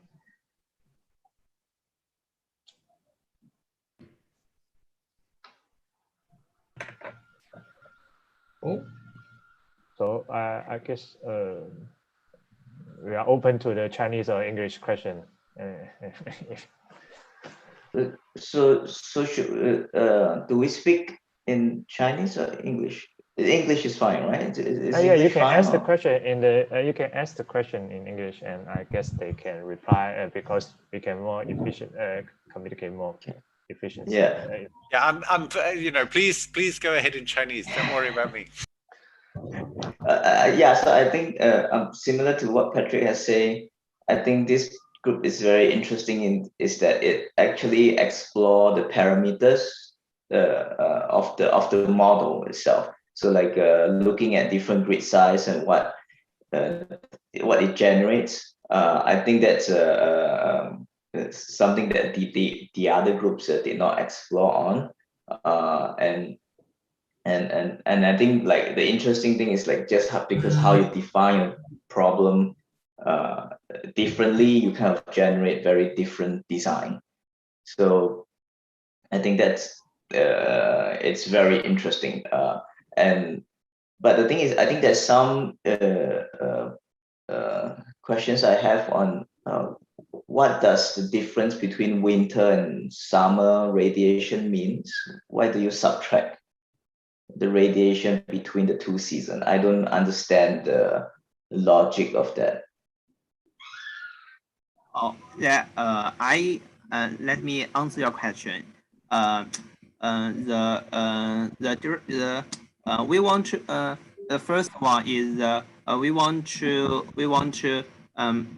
in the sunlight we set the date at the December and 20 Thursday. It is the day in China it has the lowest sunlight for building in Shanghai we want to have the lowest solar radiation in summer and want to have the more solar irradiation in winter. So as for building, if the irradiation in summer and the solar irradiation in winter, their difference is smaller, then it means that the building is more green and consume lower energies. And for building, we want to have consumers fewer energies and also have the longest sunlight in the winter. So we combine the two factors. So you want to maximize the difference?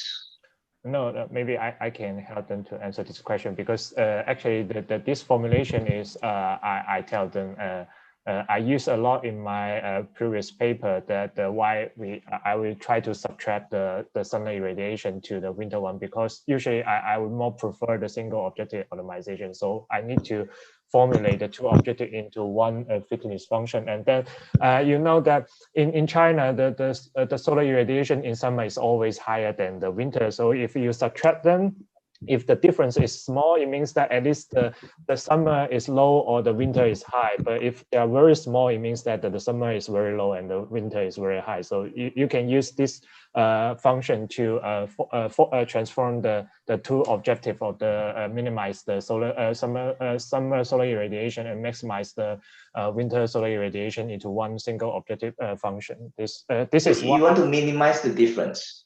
Yeah, minimize the difference means that the summer is very close to the winter. You can imagine that it means that the summer is quite low or the winter is quite high. So that might be help to reduce the cooling or the heating the load for the building. Is it possible that it flips? So the summer is very low and the winter is not possible. Yeah. They may happen like a negative value, but it would be nice that the summer solar irradiation even lower than the winter one. It means that we. Okay, I see. Okay, I see. Yeah. So and I think the question I have for them is so they explore all the different parametric models with different parameters. How did they compare the different optimization? So I see they use like the improvement diagram, and I don't really understand what the diagram is showing. Well, the diagram is actually drawn by the plugin in the EvoMass, and it used like to try to normalize the fitness for each of the organization from 0% to 100%. So actually, they should not compare this using the percentage, because the threshold might be different, but they're just showing this diagram like the organization goes to the convergence, and then they try to see this one is converged in the like a 7 generation, that one is in the 11 generation, but they shouldn't compare these two set of the result, because the absolute value should be different. I see. So the compare. So they are not really comparing the two, all the four different optimization. Yeah, I guess so. Can I have some supplement for the final calculating? Yeah, please. I stopped sharing. Oh, okay.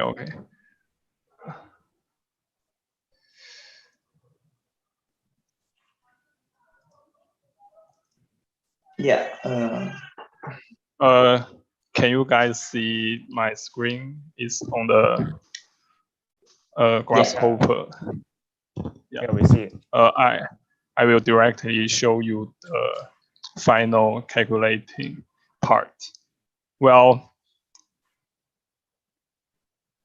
you can see it here. Regarding to the final penalty value, we give different weights to the sunlight hours and the radiation difference between winter and summer. And we cannot see grasshopper. We only see rhino. Oh, you can see grasshopper. Okay, let me use the PowerPoint. Oh, you share the whole desktop. Okay.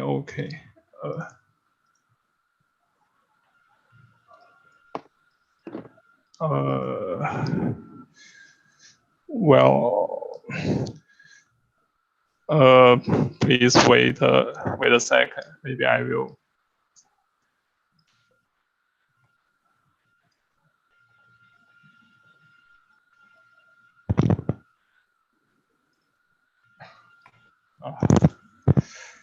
Well, I think I just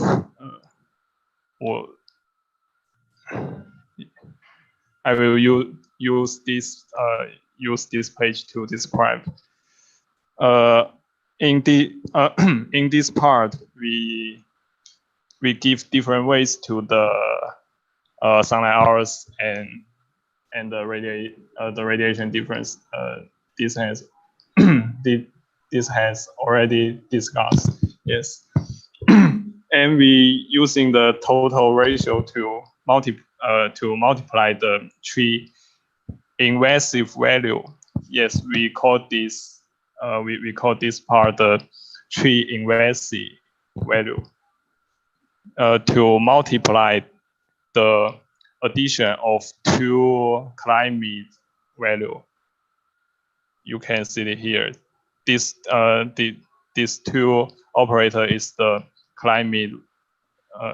It's about the climate figure, and it add addition together, and it multiply with the with the tree invention value. Yes, we calculating like this.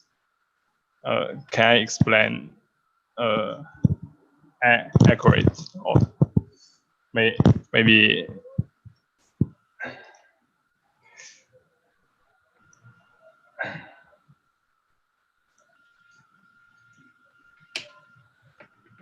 Yeah. So because but I'm asking another question is, did you compare all the four different schemes and see which scheme performed the best?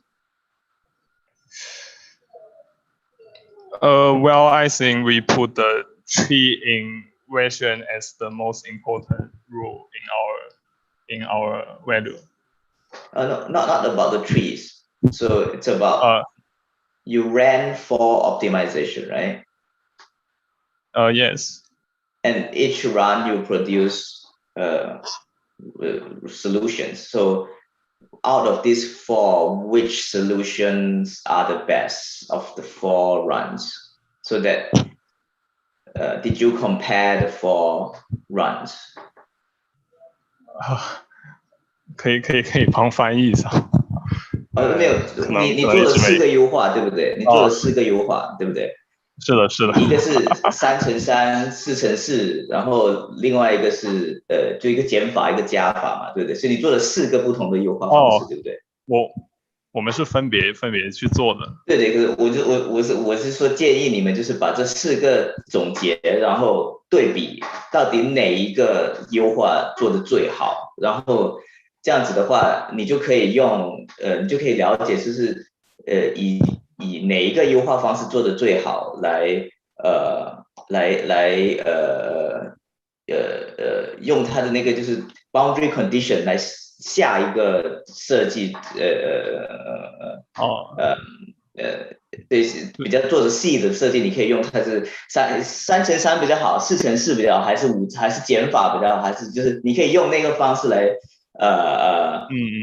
开展你下一个设计。所以 that's what I'm trying to say. So that's what I'm asking. Did you like if you did, it's okay. But I think it would be good to compare the 4 different optimization process, and then that informs your next stage. Yeah. Yeah. Thank you. I have one question for you because I see you use this EvoMass to actually design a library. Is that true? Yes. So the question is, I see the first team you use 5 boxes to combine them and to make a library design. The question is, what are the 5 boxes? I mean, what the function in the boxes? Or I ask why you use 5 boxes? Well, we didn't think so deeply. We just we just set the colon spacing and we didn't think about the function in this building. We just to select some building seem like it is a library, and maybe we will do the next part in our research later. Yes. Okay, I have another question to Li Kai. It's possible to combine 2 parametric models from EvoMass. I mean, you make one subjective model and make another subjective model and put them together and make the optimization. Is it possible? You mean you mean to combine the subtractive one and the additive one, or to combine the 2? Have another subjective. Yeah, you mean to have a 2 volume to? Yeah. Oh yeah, you can, because in the first the old version of the EvoMass, when I finished my PhD, they only can evolve 1 building volume, and now some user asked me to maybe we can run 2 or 3. So it's now you can run maybe 2 or 3 building altogether in one optimization process. It's now no limitation on the number of the generation part. Well, okay, it means that the tree, the team that's dealing with the tree can also make a boxes there. I mean, make a negative boxes. Is that possible?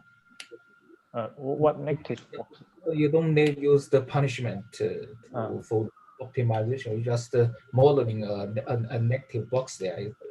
Does it also work? You mean to just like cut a part of the building just directly from the geometry, 那个 right? 我这个树我有一个范围，这个范围我用一个负的盒子放在那儿，是不是也可以？哦，可以，这个yeah, I can reply in English that actually this project is actually from Wan Lin's maybe master thesis, and firstly she come to me, asked me how to use EvoMass for this his project, and then at the beginning, they actually she used like you say, the negative volume to cut the whole boundary from the building volume. It actually can. But the problem is that they will cut a very clear cut boundary on the building, and I don't think that it was a very nice architecture feature. So I also encourage her to run using the punish function to try to navigate the whole optimization, navigate the design evaluation process to avoid from the tree portion, rather than just you directly cut a building from the tree area. Yes, they can do that, but just maybe the result generated by the generated design may not be look that interesting, and sometimes they can have some how to say, the very weird features in the building, because they may have a very narrow volume on the edge of the cutting boundary. So I not recommend them to use this function first, so they just come to using this punishment approach in this workshop. So it's possible to just define the footprint that is not agreed, you mean? So you can avoid the trees? Yes. So it can be an L-shaped messing. Yeah, you can make an L shape or like a U shape. You can make like a hole in the middle of the building. It's actually, you can use when you're using the EvoMass, but the thing will be very weird, because sometimes when there will be for example, here is a subtractor, and then you here have a wall you make, and then if they are very close, when in the EvoMass they will merge together. But in this scenario, I didn't do the same thing for this. I say that it's like a hard-coded wall in the building, so they will have maybe have very narrow. You don't even, this is even though a corridor in the building. So I just not very recommend the user to use this thing, but maybe try to improve this function. Upgrade. Yeah, but I mean, you can always just draw the footprint and then you grid the footprint, right? So that you won't have weird.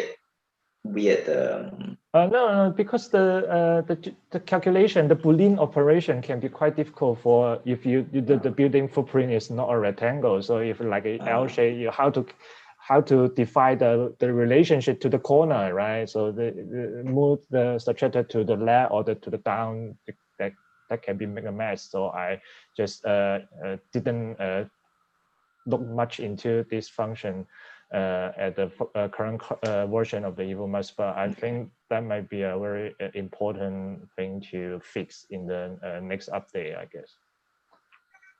Yeah, but I guess for the trees, it's I think it's worth using the punishment function for the trees, because essentially, if by building at the tree you have a much higher performance, it's worth thinking about cutting down the trees. I guess that's kind of the logic if you use a punishment function. Yeah.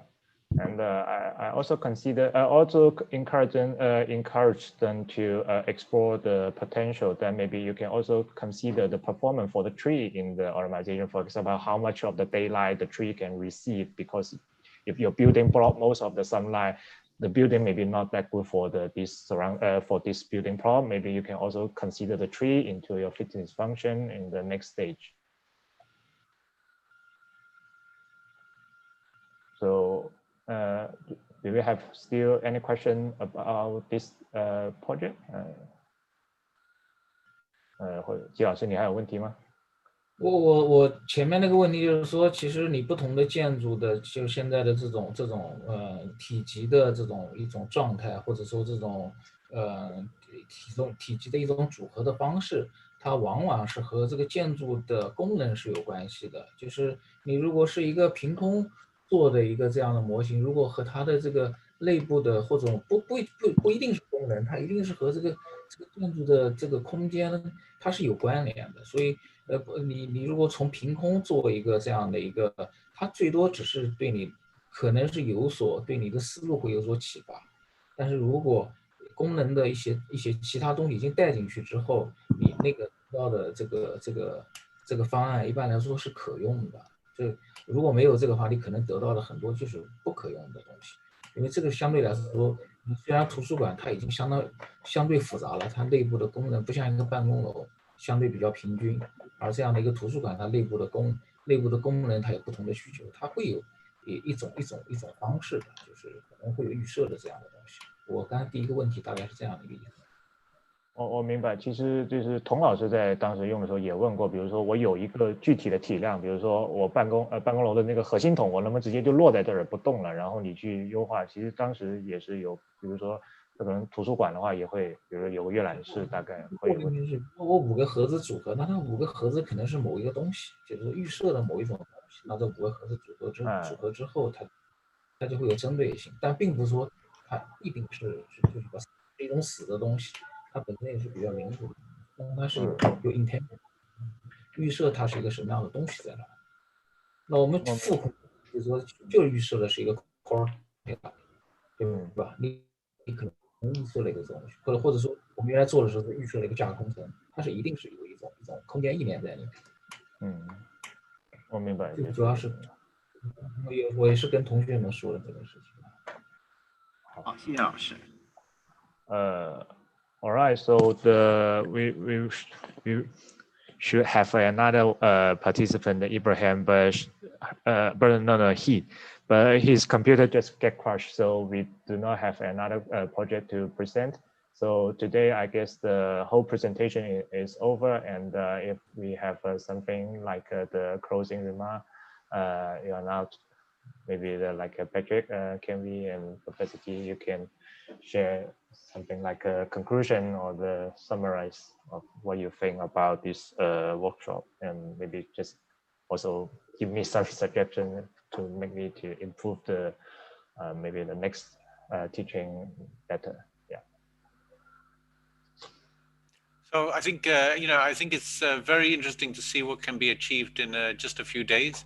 So in the next semester at NUS, I'm doing a elective where I'm going to be teaching also evolutionary optimization to a bunch of students, and we will have a bit more time. So not 5 days, but 1 semester. But this is a really interesting. I think it's highlighting all the challenges of the optimization, applying optimization in the design process.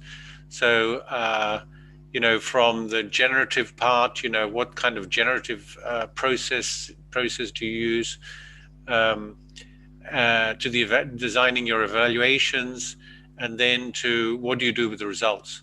I think those 3 parts, your generative part, your evaluative part, and what you do with the results, those are the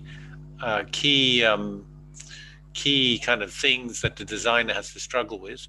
And I think I suppose the key difference for me will be that I have the whole semester, or the students have the whole semester, so they can do more iterations.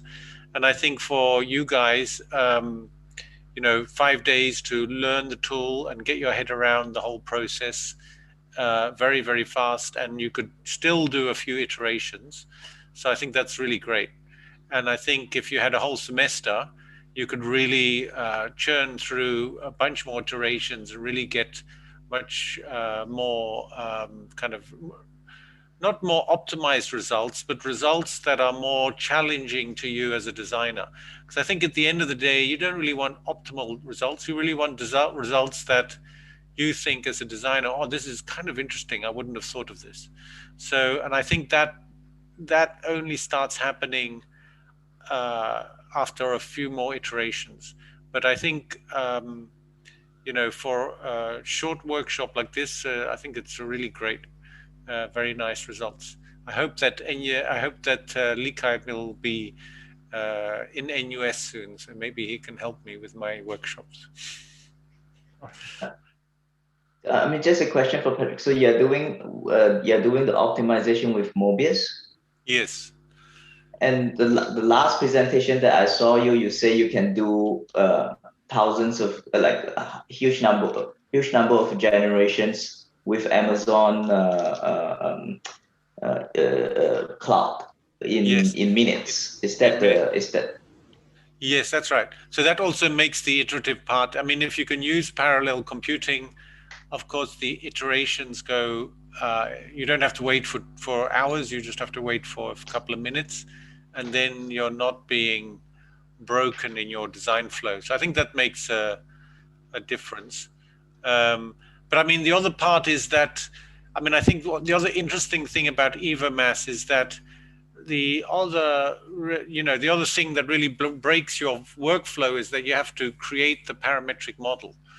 And even a simple parametric model, it takes quite a bit of time to test it, and then you realize it does some strange things.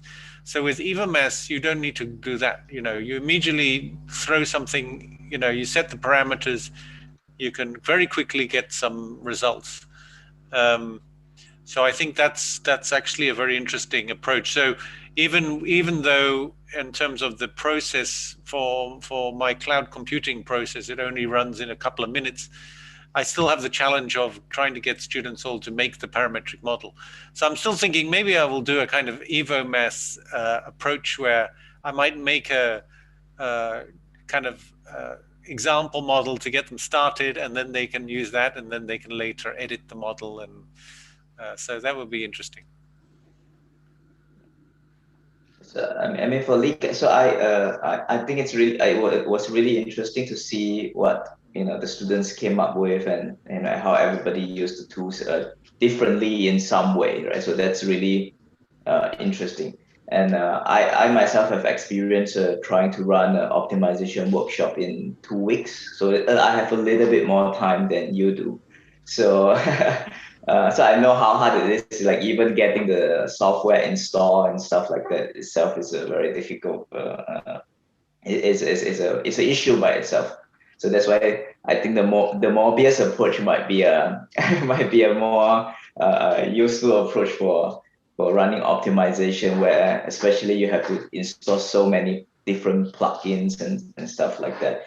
But I think one suggestion that I have is that, you know, if you're so hard on time in 5 days, you should make the exercise more narrow. So essentially, you don't let them choose. You don't let them choose what function. So, for example, the library. So is it necessary to have a library building, because you're mainly testing, you're trying to teach the design process. So if they choose a library, then it becomes much more complicated for them to work on the tools, right? So since it's only 5 days, so it might be better to just have a much simpler building typology, where they can just concentrate on using the tools as a design process, so understanding how to use optimization and so on. And I think for me, the last time that I conducted such a workshop, what I did was I separated the design process into 3 stages. So I think that was very helpful for the students that I work with. So the first stage is essentially doing a manual modeling. So you model your own meshing, and then you run an evaluation. So you kind of manually first explore a field design, so that you understand what this meshing is doing. So like, because you're doing it by hand, you have a better understanding of what all this meshing are, right? So, and then the next stage is a parametric model. So you kind of let them set a parametric model, and you run just a sweep, right? So roughly just do a random, or like let them manually change the parameters, and then they will it will generate design, and so you kind of have an understanding of what this parametric model is doing. And then only at the last stage, you let them use the optimization algorithm. And then so that kind of teach the student that before you use the optimization algorithm, you are optimizing it, right? So you're optimizing it with in the first stage with your hand manually, right? So you are the optimizer. And then at the second stage, you just make it a little bit easier. So it's like a gradual increase in automation so that the students know what the computers are taking over. So I think that makes it easier for the students to understand what these software tools are doing. I think that's one of the main issue we have currently in architectural education, is that we emphasize too much on the tools instead of the concept of using these techniques. Because, like, you know, you have students asking, why aren't you teaching Grasshopper? But I'm teaching you the same thing, right? So essentially Grasshopper is just an interface. But only if you understand, even for the evaluation, you understand what you are evaluating. So the sunlight, you know, so like the direct sunlight and radiation. So they're essentially very similar in case. So is it worth running two at the same time? So like students need to understand what is happening at the back end, and then that would make their design much more richer and help them, you know, use the tool better. So I think that's will be useful. And I think from the discussion also, I think Prof. T always talk about what's next. You know, what is the designer supposed to do, right? And Patrick also talked about that. So I think that's something to think about. Also, since you're using the Grasshopper platform, you should think about how the EvoMass fit into the bigger Grasshopper ecology, right? So if after you run your EvoMass plugin, so there's a data coming out, right? So is it possible to immediately push the result to, let's say, Galapagos? How do you connect, let's say, EvoMass and Galapagos together to make it easy for students to move from a generic parametric model to a specific parametric model? Is it possible to write a translator to look at the results from EvoMass and translate it to a very specific parametric model, right? So I think that's something to think about.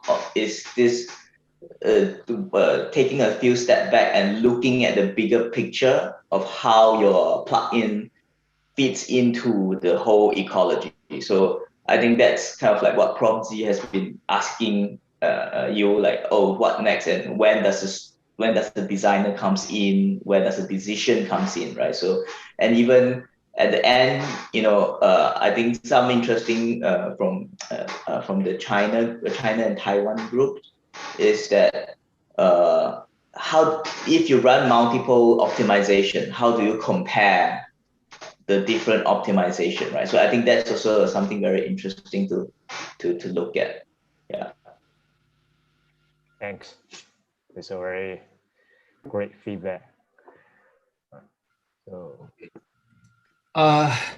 I think with EvoMass, with the studio, we can see that the EvoMass can be used maybe in two ways. The first one is that we can use such kind of things to find new possibilities that may be different from normal solutions. So I think this is very good, and the designer can use it to use to make some new design solutions. And another use may be designer can develop certain design to better performance, to have better performance. That also is very good for this for EvoMass, I think. But when you're teaching or the students making their own design, they must be very observant. You don't let the machine to make things itself. You must keep watching that. Keep you know what you want, and you must you know what is good, what is not so good. I think this is very important.